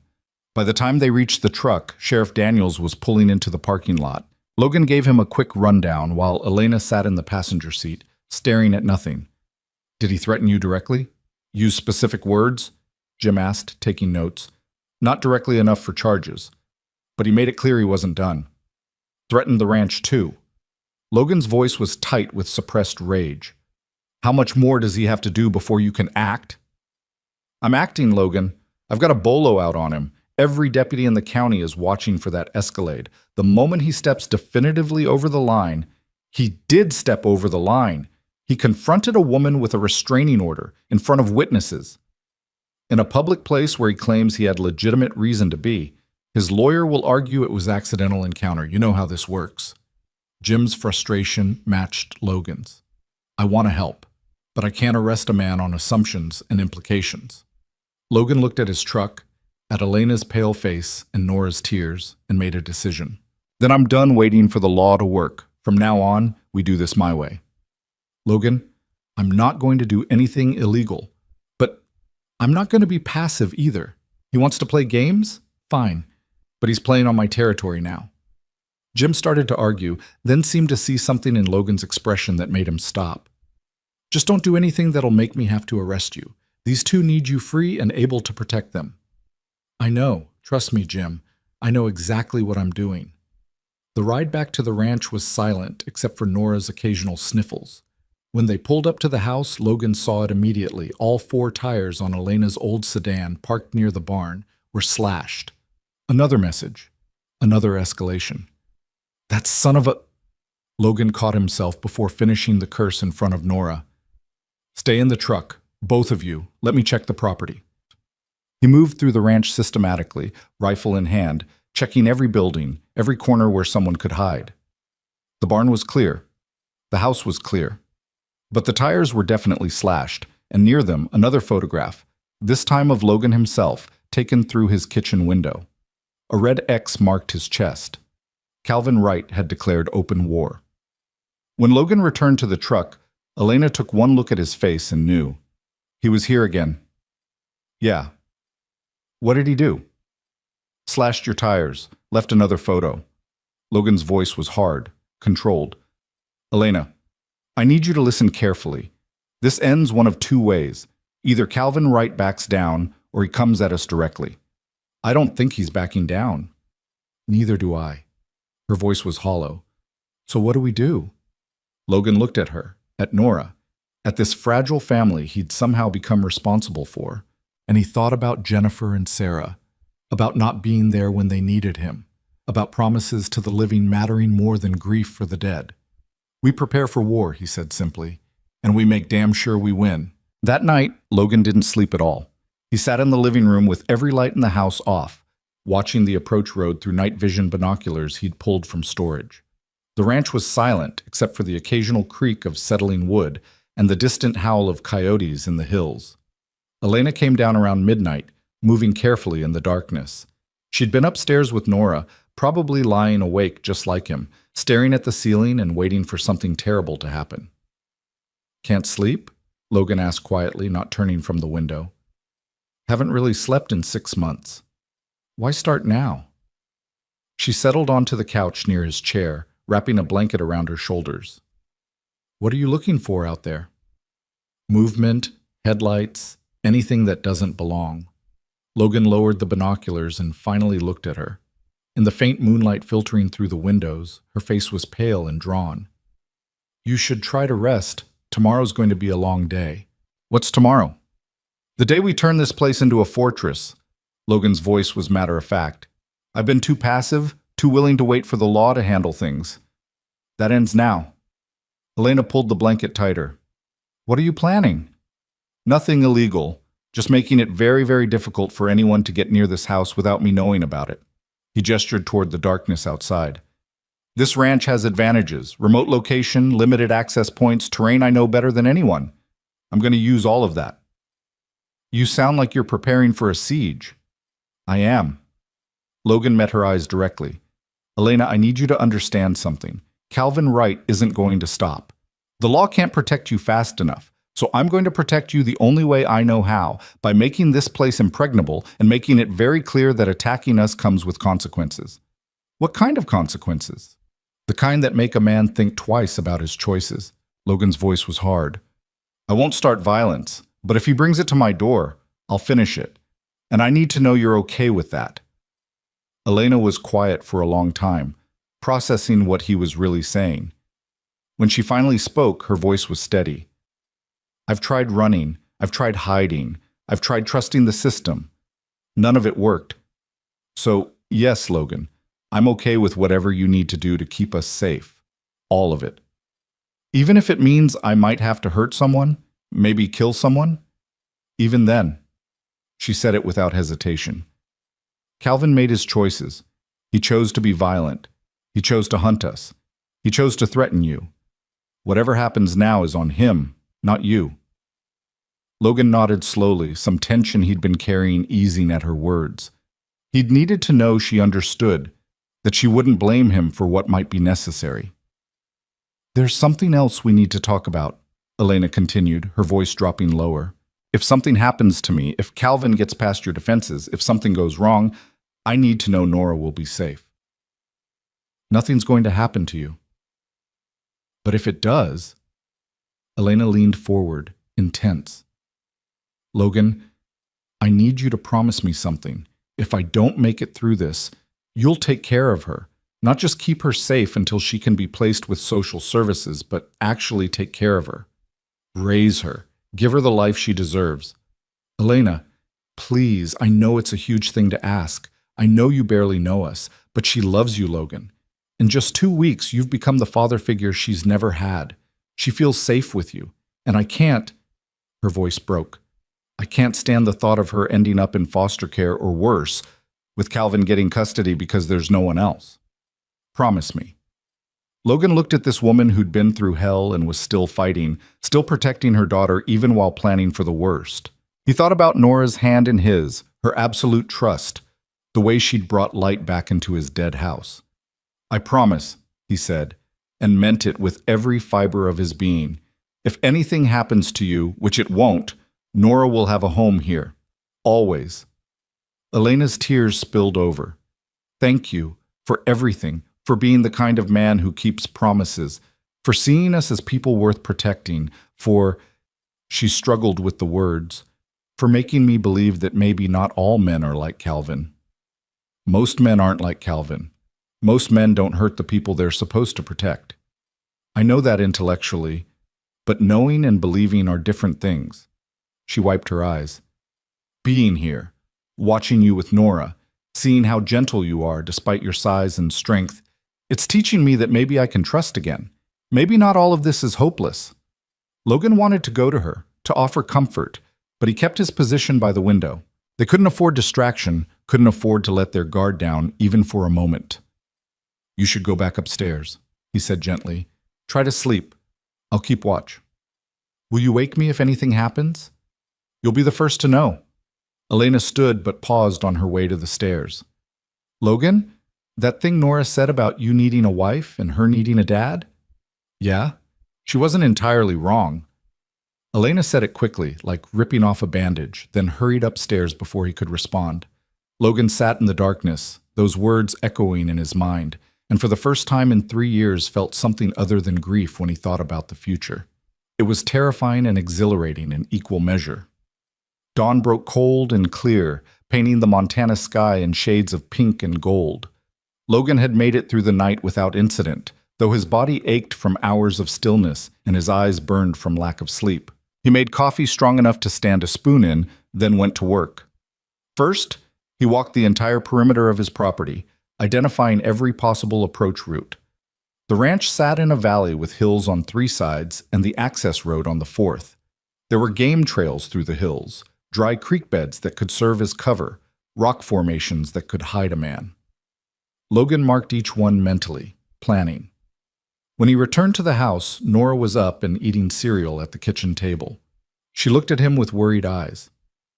You look tired. I am tired, but I'm okay. Logan poured himself more coffee. How'd you sleep? Not good. I had bad dreams about Dad. Nora pushed her cereal around the bowl. Logan, are we going to be okay? He sat down across from her, meeting her serious gaze with honesty. I'm going to do everything in my power to make sure you are. But Nora, I need you to understand something. The next few days might be scary. There might be loud noises or things that frighten you. If that happens, I need you to trust me and do exactly what your mom or I tell you. Can you do that? I can be brave. I know you can. You've already proven that. Logan reached across and squeezed her small hand.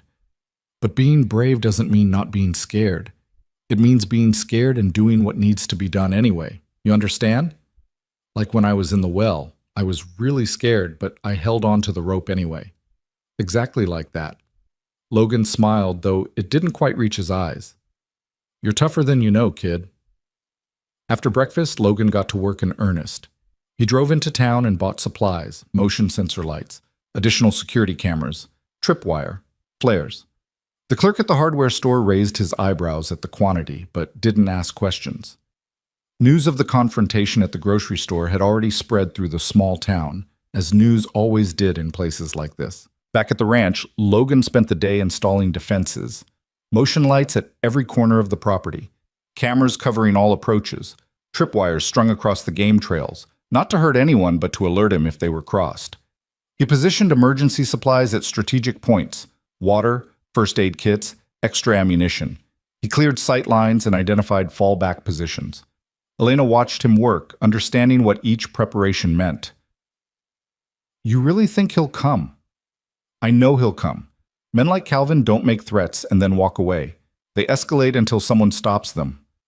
Logan strung another wire, testing its tension. The question isn't if, it's when. And you're ready for that? As ready as I can be.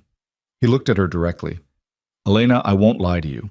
If Calvin comes with enough men, with enough firepower, I might not be able to stop them. But I can make it costly. I can make them work for every inch. And I can make sure you and Nora have time to get away if it comes to that. I'm not running anymore.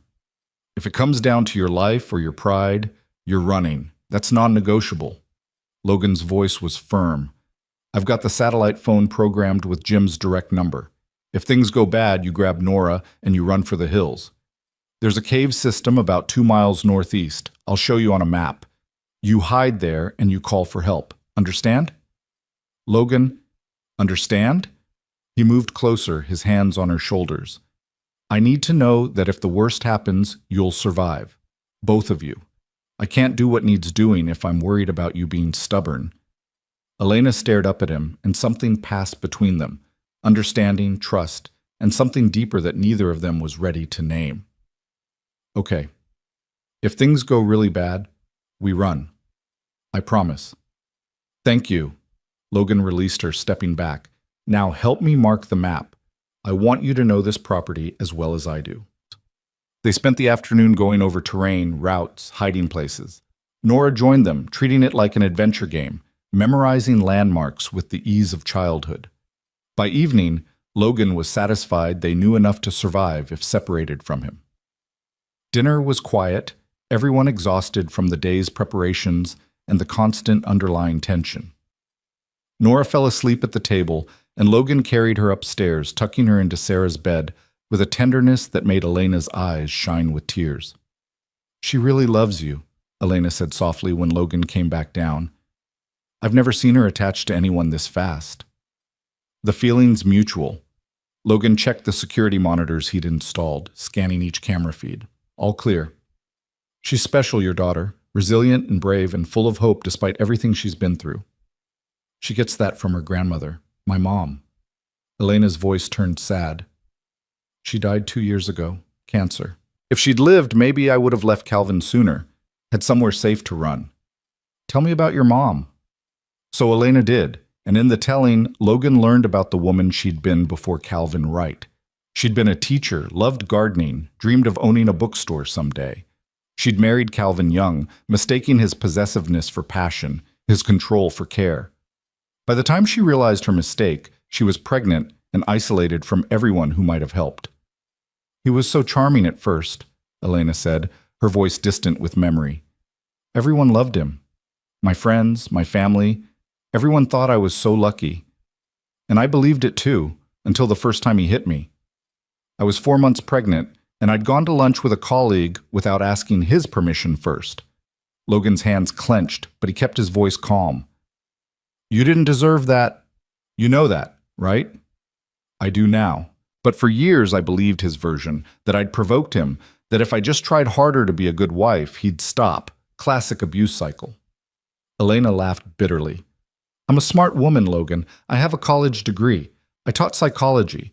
And I still fell for every manipulation, every excuse. That's the thing about abuse. It doesn't matter how smart you are. It gets inside your head and makes you doubt your own reality.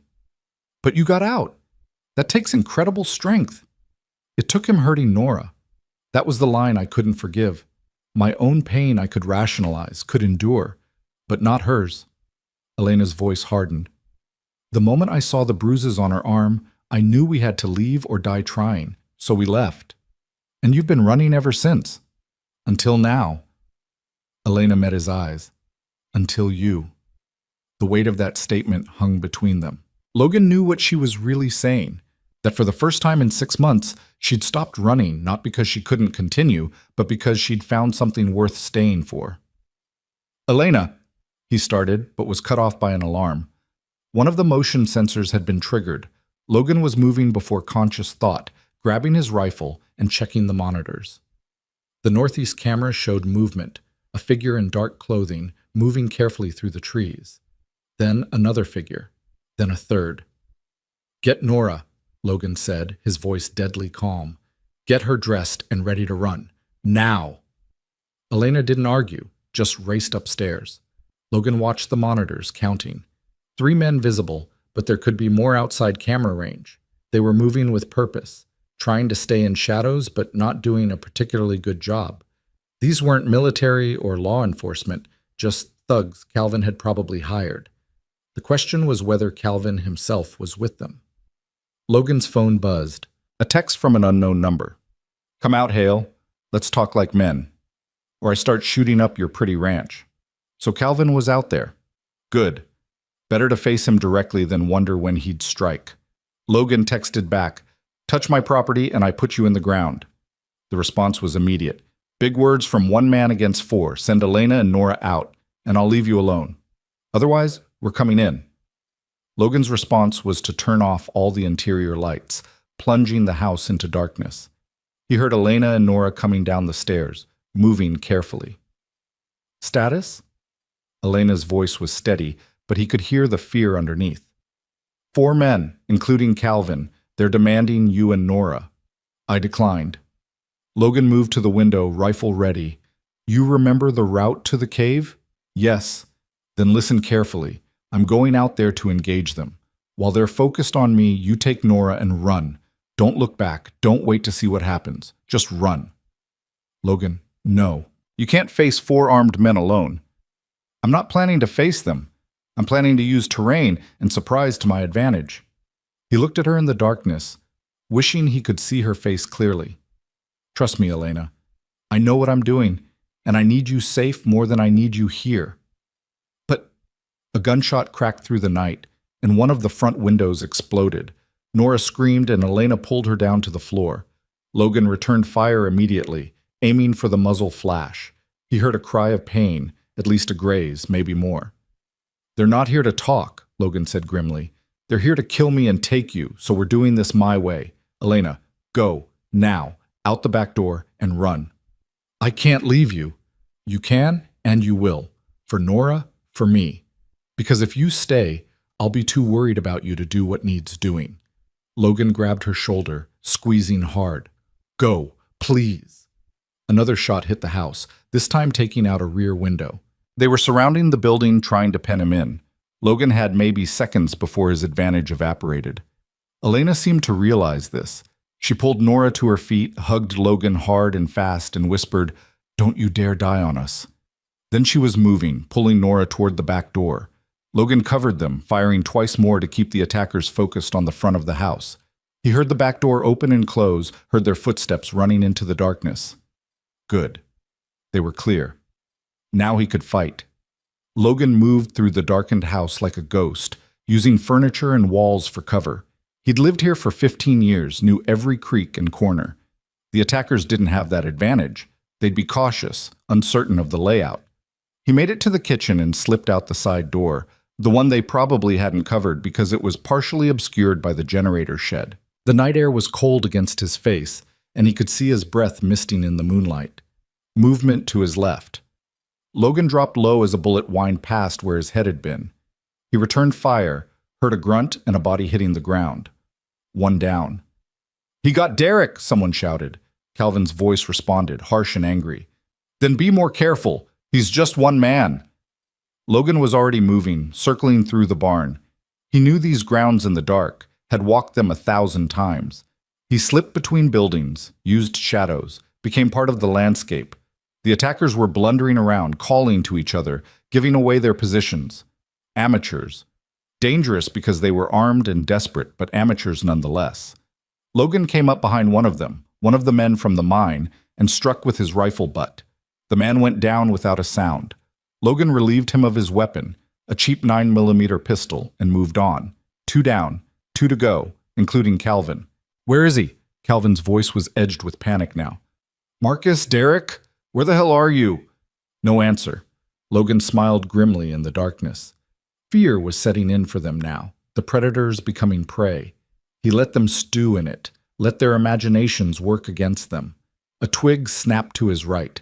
Logan melted against a tree trunk, becoming invisible. The third man passed within 6 feet of him, breathing hard, his gun waving nervously. Logan let him pass, then stepped out behind him. "Drop it." The man spun, and Logan tackled him before he could fire. They went down hard, fighting for control of the weapon. The man was bigger, heavier, but Logan had training and desperation.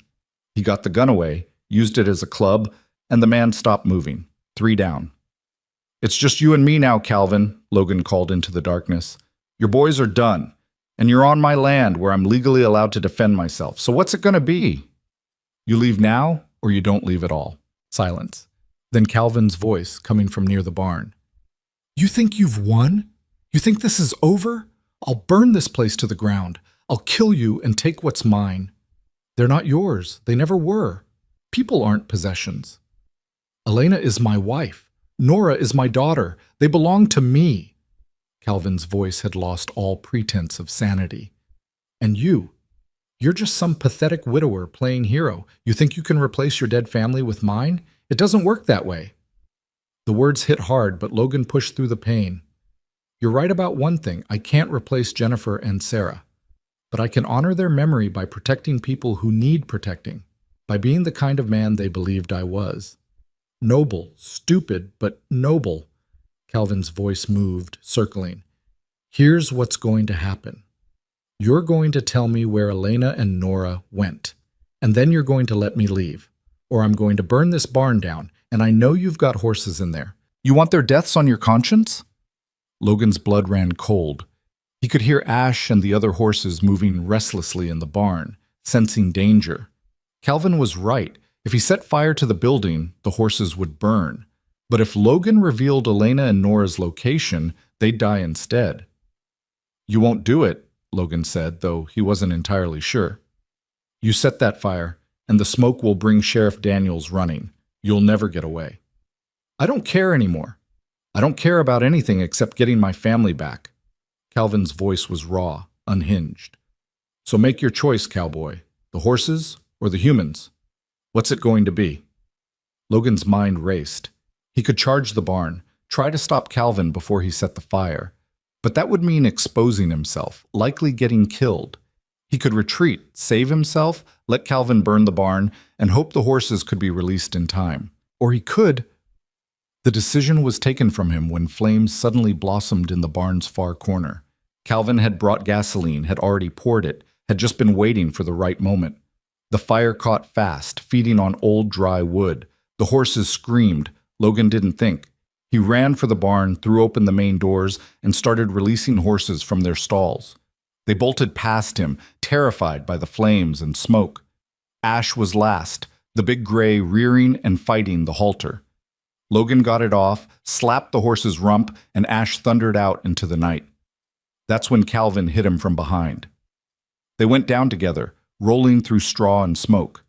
Calvin had a knife, was trying to drive it into Logan's ribs. Logan blocked, twisted, got a knee up into Calvin's gut. They broke apart, both scrambling to their feet, circling in the burning barn. "You ruined everything," Calvin screamed. "She was finally broken, finally ready to submit, and you gave her hope again. I'll kill you for that." "Then come try." Logan's voice was cold, lethal. He'd left his rifle outside, had nothing but his hands. But that was enough. Calvin charged. Logan sidestepped, used the man's momentum against him, drove him face first into a support post. Calvin's nose broke with an audible crack, blood pouring. But he spun back, slashing with the knife, opening a cut on Logan's forearm. The pain was distant, unimportant. Logan grabbed Calvin's wrist, twisted until he heard bones crack, and the knife fell. Then he hit Calvin, once, twice, 3 times, putting all his fear and rage and protective fury into the blows. Calvin went down and didn't get up. Logan stood over him, breathing hard, blood running down his arm. The barn was fully ablaze now, the heat intense. He grabbed Calvin's collar and dragged him out into the cold night air, away from the flames. Sheriff Daniels arrived 10 minutes later, 3 cruisers screaming up the drive with lights and sirens. Jim took one look at the burning barn, the 3 unconscious men zip-tied near the house, and Calvin Wright's broken form on the ground, and shook his head. "You've had a hell of a night." "You could say that?" Logan was sitting on the ground now, suddenly exhausted. His arm was bleeding steadily, and he was pretty sure he had cracked ribs from Calvin's initial tackle. "They came to kill me and take Elena and Nora. I defended my property." "So I see." Jim crouched beside him. "Where are the women?" "Safe. Hidden. I'll call them back once this is cleaned up." Paramedics arrived, started treating wounds. Calvin Wright was loaded into an ambulance under armed guard, his face a ruin, his wrist bent at an unnatural angle. The other 3 men were arrested, read their rights, taken away. The barn burned. The fire department came, but there was nothing to be saved. Logan watched it collapse, taking with it a structure his grandfather had built, thinking about the price of protection and whether it was worth it. Then he thought about Nora's laugh and Elena's tears and the way they'd made his dead house feel like a home again, and he knew the answer. Some things were worth any price. As dawn broke over the smoldering ruins, Logan pulled out his satellite phone and made the call. "Elena, it's over. Come home." Elena and Nora appeared on the ridge just as the sun cleared the eastern hills, 2 silhouettes against the golden light. Logan watched them descend, his injured arm bandaged but still throbbing, his body aching from the fight, but his heart somehow lighter than it had been in years. Nora broke into a run when she saw him, her small legs churning across the uneven ground. "Logan! Logan, you're okay!" He caught her with his good arm, lifting her despite the protest from his ribs. She wrapped herself around him like a vine, sobbing into his shoulder. "I thought he was going to kill you," she choked out. "I thought we'd never see you again. Takes more than that to get rid of me." Logan's voice was rough with emotion. He looked over Nora's head to Elena, who had stopped a few feet away, staring at the smoking ruins of the barn. Her face was pale, shocked. "Your barn," she whispered. "He burned your barn. Wood and nails can be rebuilt." Well, Logan set Nora down gently, then moved to Elena. "You're safe. That's what matters. But you lost everything in there, your grandfather's work, and it's my fault if we hadn't—" "Stop." Logan took her face in his hands, forcing her to meet his eyes. "None of this is your fault. Calvin made his choices. I made mine, and I'd make the same choices again in a heartbeat." Elena's tears spilled over. "You could have died." "But I didn't. We're all here. We're all safe. That's what matters." He pulled her close, and she collapsed against him, her whole body shaking with relief and delayed shock. Over her head, Logan saw Sheriff Daniels approaching, his expression carefully neutral. "We need statements," Jim said quietly. "But they can wait a few hours. Get yourselves cleaned up, get some rest. I'll come back this afternoon."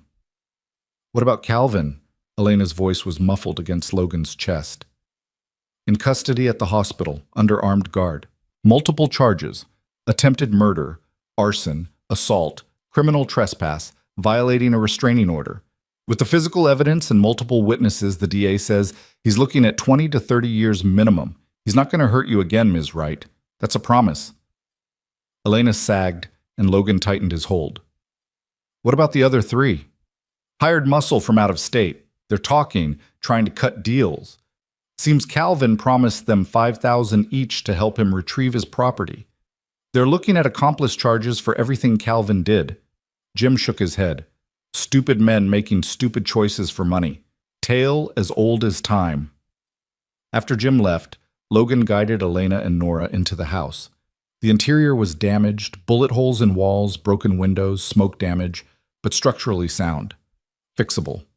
He settled them in the living room while he made coffee with shaking hands, the adrenaline finally wearing off and leaving him hollow. You're hurt worse than you're saying, Elena observed, watching him favor his ribs. Couple of cracked ribs, maybe. I've had worse. Logan brought her coffee, then collapsed into his chair with a groan he couldn't quite suppress. I'll live. You need to see a doctor. Later. Right now I just need to sit here and remember that we won. Logan closed his eyes, exhaustion crashing over him like a wave. Elena, there's something you should know. When Calvin was burning the barn, he gave me a choice.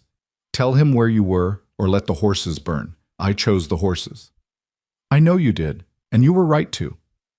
Was I? Logan opened his eyes, looking at her directly. Because in that moment, all I could think was that I'd rather die than betray you and Nora. And that's when I realized something. This isn't just about protection anymore. This isn't just about redemption or second chances or any of the things I told myself at the beginning. Elena had gone very still. What is it about? Logan took a breath, knowing he was about to step off a cliff with no guarantee of landing safely. It's about loving you, both of you. Somewhere between pulling Nora out of that well and fighting for our lives last night, you became my family. Not a substitute for what I lost, but something new. Something precious in its own right. The silence stretched. Nora, who'd been half asleep against her mother, suddenly looked very awake and alert. Elena's expression was unreadable. Logan, she said finally, her voice careful. We've known each other less than a month.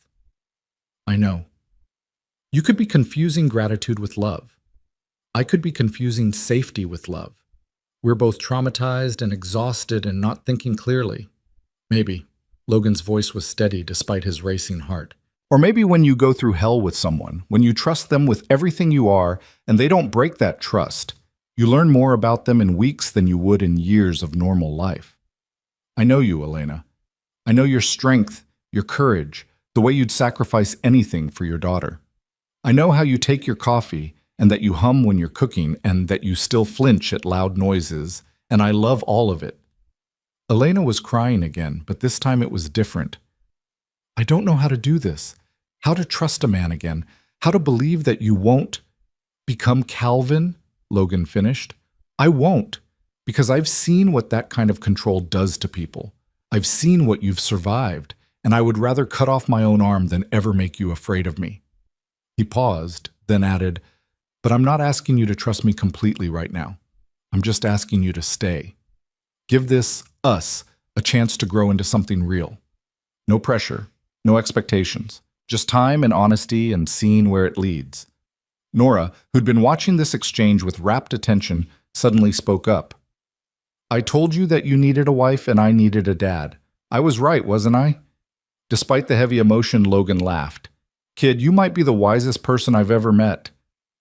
I know, Nora said it with complete seriousness. So are you going to kiss now? Because you really should. Nora! Elena was torn between laughter and tears. That's not how... We can't just... But Logan was already moving, crossing the space between them, giving Elena every opportunity to pull away. She didn't. When his lips met hers, it was gentle, tentative, a question more than a demand. She answered by leaning into him, her hand coming up to rest against his chest, feeling his heartbeat. When they broke apart, Nora was grinning like she'd just won the lottery. Finally, okay, so when's the wedding? There's no... Elena sputtered, her face flushed. Nora, sweetie, Adults don't just get married because they kissed once. Why not? You love him. He loves you. I love both of you. That's what families do. They love each other and they stay together. Nora's logic was unassailable in its childish simplicity. Right, Logan? Logan looked at this fierce little girl who'd turned his world upside down, then at her mother who'd taught him that his heart could still beat for more than just survival. Right, he agreed. But your mom's also right. There's no rush. We've got time to figure things out. How much time? Nora pressed. However much we need. Elena pulled her daughter close, then reached out to take Logan's hand. But we'll figure it out together, as a family. The word hung in the air, precious and powerful.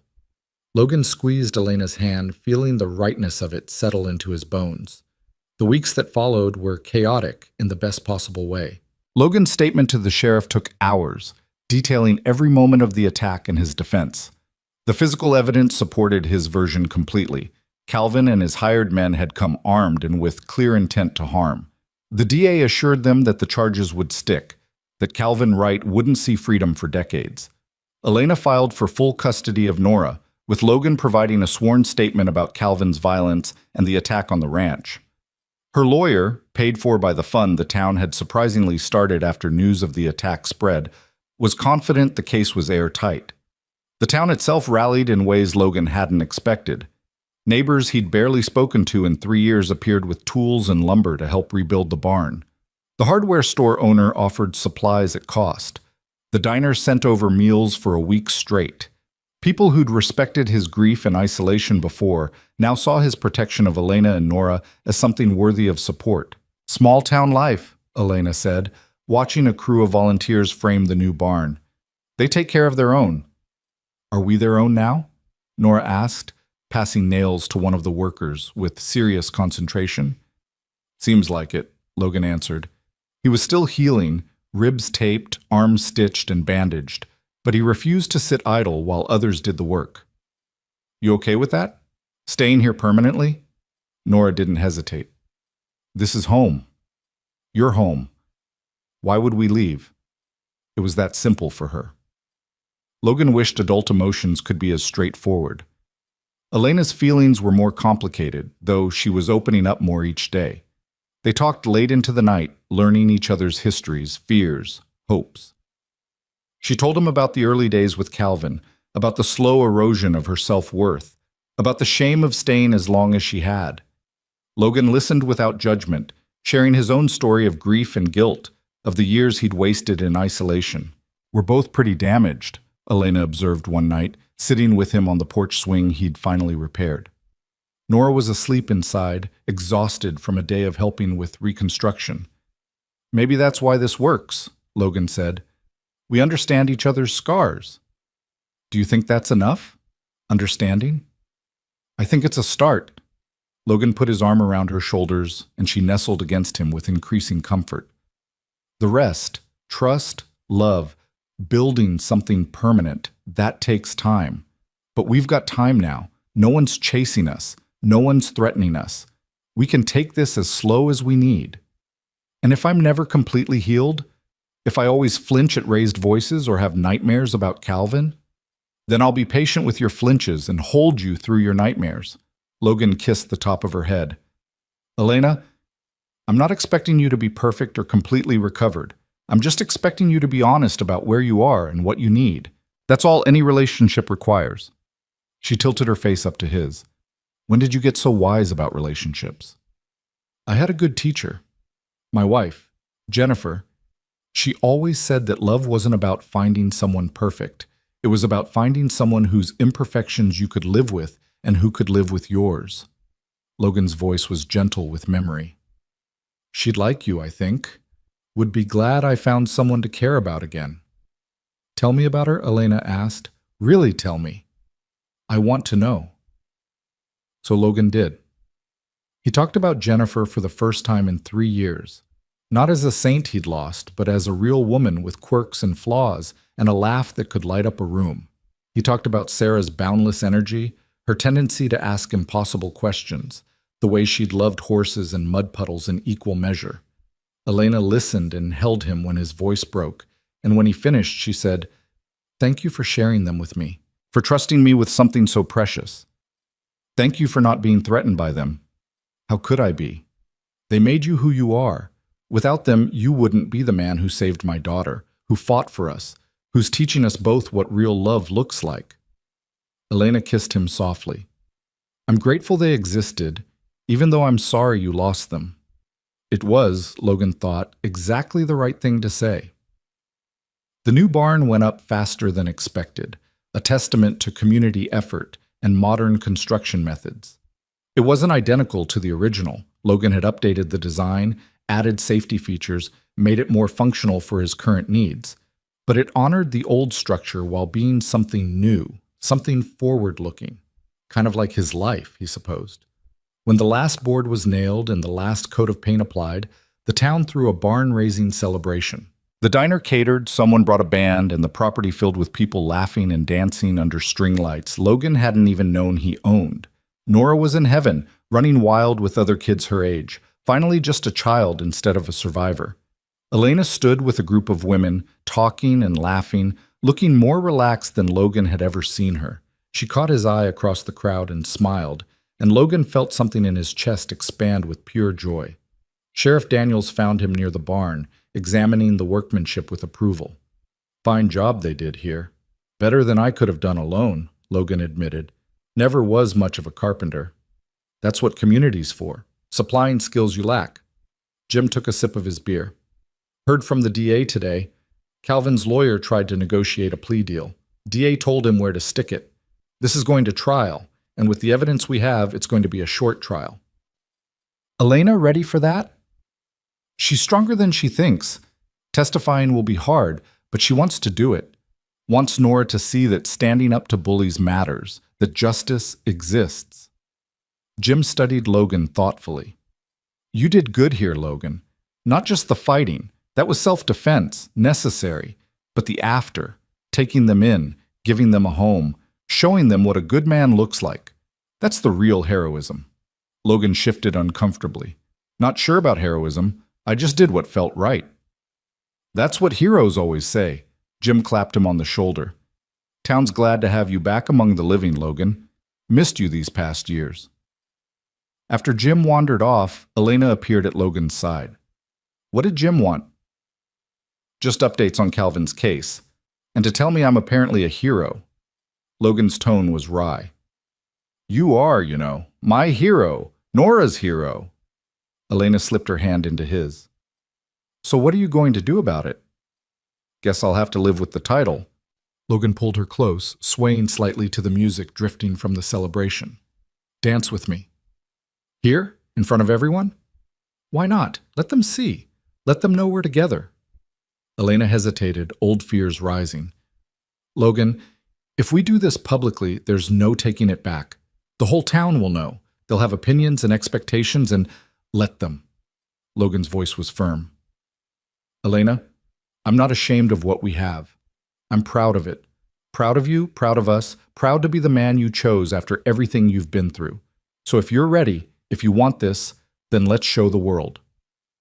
Elena looked at him for a long moment, then at Nora, who was watching them with eager eyes from across the yard. She looked at the house that had become their home, at the community that had accepted them, at the future stretching out before them like an open road. Okay, she said finally, stepping into his embrace. Let's show them. They danced in front of the new barn while the town watched and smiled, and Nora cheered like it was the best thing she'd ever seen. Probably was. 3 months later, in the courthouse where Calvin Wright's trial was being held, Elena took the stand and told her story. Logan sat in the gallery, Nora beside him, offering silent support as Elena recounted years of abuse, of fear, of running. Calvin's lawyer tried to discredit her, to paint her as an unstable woman making false accusations. But the evidence was overwhelming: medical records, photographs of injuries, Nora's testimony about what she'd witnessed, Logan's account of the mine confrontation, and the attack on the ranch. The jury deliberated for less than 2 hours. Guilty on all counts. When the verdict was read, Elena sagged with relief. Nora buried her face in Logan's shoulder, crying tears of release, and Logan felt the last piece of tension he'd been carrying dissolve. It was really over. Calvin Wright would spend decades behind bars, and Elena and Nora were truly free. Outside the courthouse, Elena was mobbed by her lawyer, by victims' advocates, by reporters wanting her story. She handled it all with grace, making a brief statement about survival and hope, and the importance of leaving abusive situations. But when she finished, she pushed through the crowd to Logan and Nora, and the three of them held each other while cameras flashed and questions were shouted. "Can we go home now?"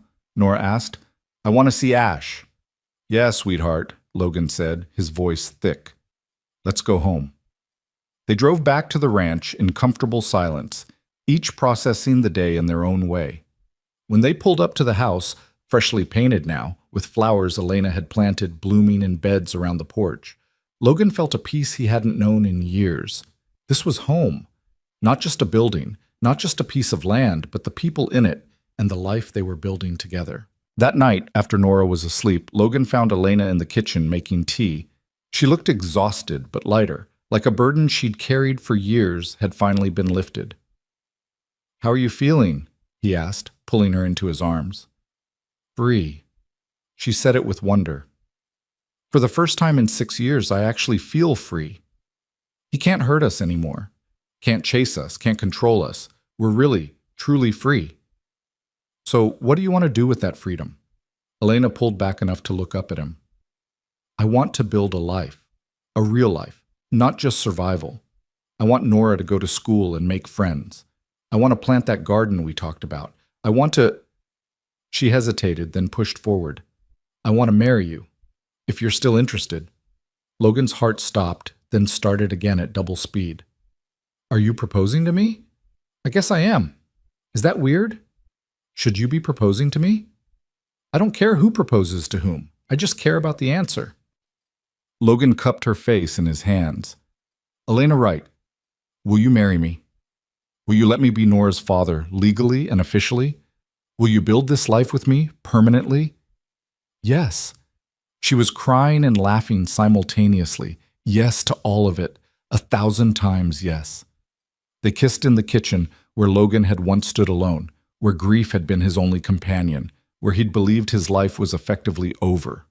Now that kitchen was full of Elena's presence, of Nora's artwork on the refrigerator, of the smell of cookies Elena had baked that afternoon. It was full of life. "Should we tell Nora?" Elena asked when they finally broke apart. "She'll be insufferable. We'll claim she orchestrated the whole thing." "She kind of did, though," Elena laughed. "When she told you that first day that you needed a wife and she needed a dad, she set all of this in motion. Smart kid, takes after her mother." They told Nora the next morning over breakfast. Her reaction was predictably ecstatic, involving jumping, screaming, and a detailed interrogation about wedding plans that neither adult was prepared for. "Can I be the flower girl? Can Ash be in the wedding? Can we have cake? Will I get to call Logan Dad?" The questions tumbled out faster than they could answer. "Yes, probably not. Definitely yes." And Elena looked at Logan, suddenly uncertain. "That's up to Logan." Logan crouched down to Nora's level, meeting her serious dark eyes.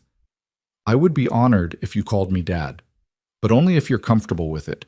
There's no pressure." "Can I try it out?" Nora asked, "to see how it feels?" "Of course." Nora took a deep breath, then said carefully, Dad, can I have more juice?" She grinned. "I like it. It feels right. Okay, you're Dad now." Logan had to turn away for a moment, overcome. Jennifer and Sarah were gone, would always be gone, and nothing would ever replace them. But this, being chosen by this brave little girl who'd survived so much, was its own precious gift. A different kind of love, but love nonetheless. The wedding was small, held on the ranch under open Montana sky with the community as witnesses. Nora did serve as flower girl, scattering petals with theatrical flair. Ash, despite Nora's lobbying, was not in the ceremony but watched from the corral with patient interest. Sheriff Daniels gave Elena away, having become something of a father figure to her over the months. Logan's hands shook as he slipped the ring on her finger, still amazed that this was real, that he got to have this second chance. When the minister said he could kiss his bride, Logan did so thoroughly, to Nora's delighted cheers and the crowd's applause. And when he pulled back, Elena whispered, "Thank you for finding us, for saving us. Thank you for letting me." Logan replied. You saved me right back. The reception was lively, filled with music and laughter and the warmth of community celebration. At one point, Logan found himself standing with Jim, watching Elena dance with Nora. Never thought I'd see you smile like that again, Jim observed. After Jennifer and Sarah, thought you were done with happiness. So did I. Logan's eyes tracked his new family. Turns out happiness isn't something you find once and lose forever. It's something you can build again, differently, but just as real. Profound for a cowboy. Learned it from a 6-year-old who proposed on my behalf, Logan grinned. Kids are smarter than we give them credit for. As the sun set over the Montana hills, painting the sky in brilliant shades of orange and purple, Logan stood with his arms around Elena while Nora spun in circles nearby, laughing at nothing and everything. The barn stood solid and new, a symbol of what could be rebuilt after destruction. The house glowed with warm light, windows open to let in the summer evening, no longer a tomb, but a home. 3 people who'd been lost, 1 to grief, 2 to fear, had found each other in the most unlikely circumstances. They'd survived violence and threat and the darkness of their pasts.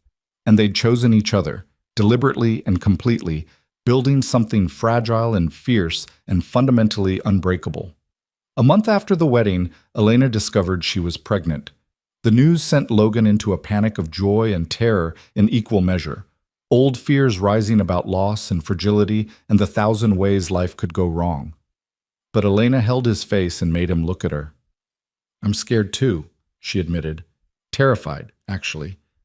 But Logan, we can't live in fear of what might happen. We have to trust that this new life we're building is strong enough to hold whatever comes. What if I can't protect you? What if something happens and I'm not there? Then you're not there, and that will be terrible and tragic. But Logan, you can't protect us from everything. That's not what we need from you. Elena took his hand and placed it on her still flat stomach. We need you to be present, to love us, to show up every day and be the man we already know you are. That's all. That's everything. Logan let her words sink in, let them quiet the panicked voice in his head that wanted to wrap everyone he loved in bubble wrap and never let them face danger again. She was right. He couldn't control the universe. He could only control his choices, his presence, his love. Okay, he said finally. Okay, we do this together. All of it. All of it, Elena agreed and kissed him. Nora's reaction to the pregnancy news was predictable enthusiasm. I'm going to be the best big sister ever. I'll teach them everything. How to ride horses and climb trees and which places on the ranch are good for hiding and which are dangerous. Oh, and I'll share my books. Well, some of my books. The good ones. As Elena's belly grew over the following months, the ranch transformed further. The garden Elena had wanted flourished, providing vegetables for their table. Nora started school in town, making friends and bringing home artwork that covered every available surface. Logan rebuilt the chicken coop, and soon fresh eggs were part of their daily routine. They became a fixture in town. The cowboy who'd found his way back from grief, the woman who'd survived abuse and found strength, and the little girl who'd been wise enough to see what the adults couldn't. Their story became legend in the way small-town stories do, embellished and retold, a testament to resilience and second chances. The baby arrived in late spring, a boy with Logan's gray eyes and Elena's dark hair. They named him Samuel, after Logan's father, and Jennifer, Elena's middle name, honoring the past while celebrating the future. Nora held her baby brother with infinite gentleness, crooning to him about all the adventures they'd have together.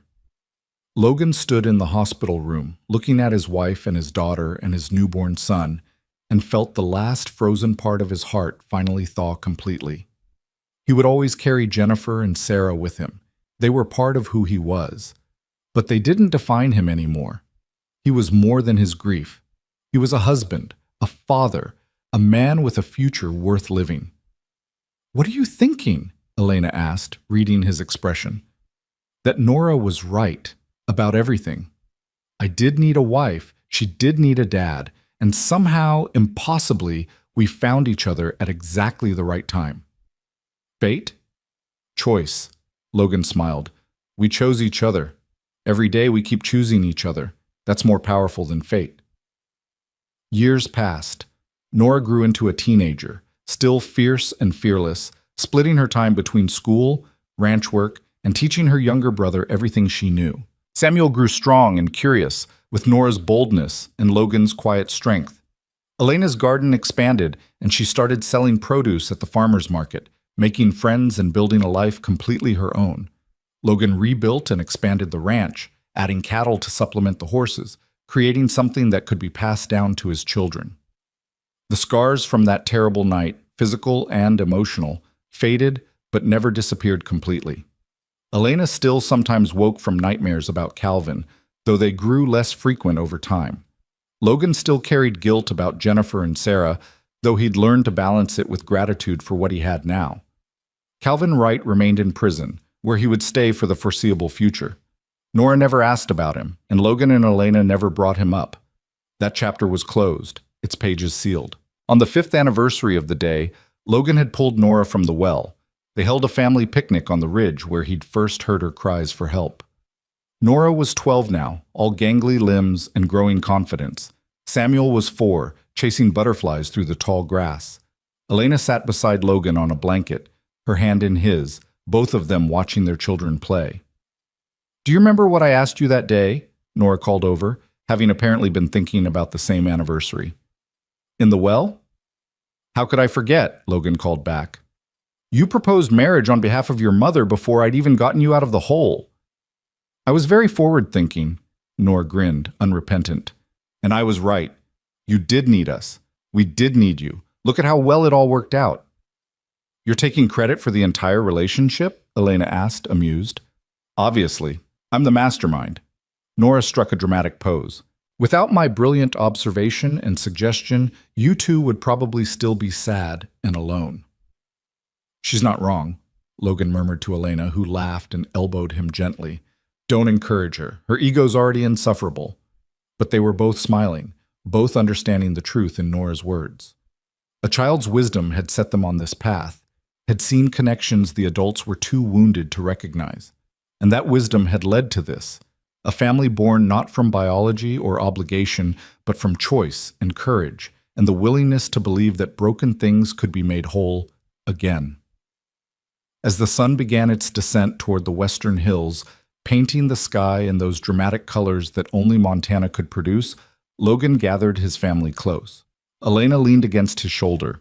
Nora sat cross-legged beside them, teaching Samuel how to whistle with a blade of grass. The wind carried the scent of pine and wildflowers, and in the distance Ash nickered from the corral, calling to the other horses. "This is perfect," Elena said softly. "This moment, right here. Perfect." "Yeah," Logan agreed, his voice thick with emotion. "It really is." And in that moment, on a ridge in Montana where a child's cry had once shattered his isolation, Logan Hale understood something profound. Life had taken everything from him once, his wife, his daughter, his purpose, his hope. But life had also given back, in forms he never expected, teaching him that love wasn't a finite resource to be hoarded and mourned. It was renewable, expandable, capable of growing in the most unlikely soil. He'd been a ghost, haunting his own existence. Now he was alive, truly alive, surrounded by people who'd chosen him as surely as he'd chosen them. They were a family not by accident or biology, but by decision, the most powerful kind of bond there was. Nora had been right that first day in the well. He'd needed a wife, and she'd needed a father. But more than that, they'd all needed each other, needed the reminder that survival wasn't enough, that broken people could heal together, that the human capacity for love was far greater than the darkness that tried to destroy it. As stars began to appear in the darkening sky and Samuel finally tired himself out, falling asleep in Logan's lap, the family sat together in comfortable silence. They were scarred and imperfect and still healing in some ways, but they were together, they were safe, and they were home. And in the end, that was everything.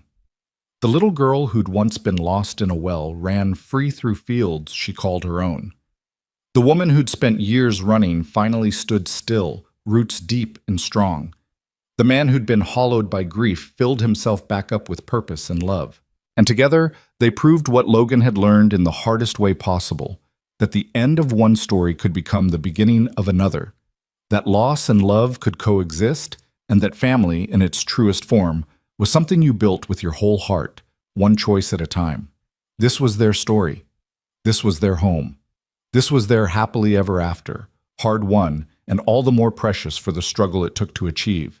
And it was enough, more than enough. It was everything.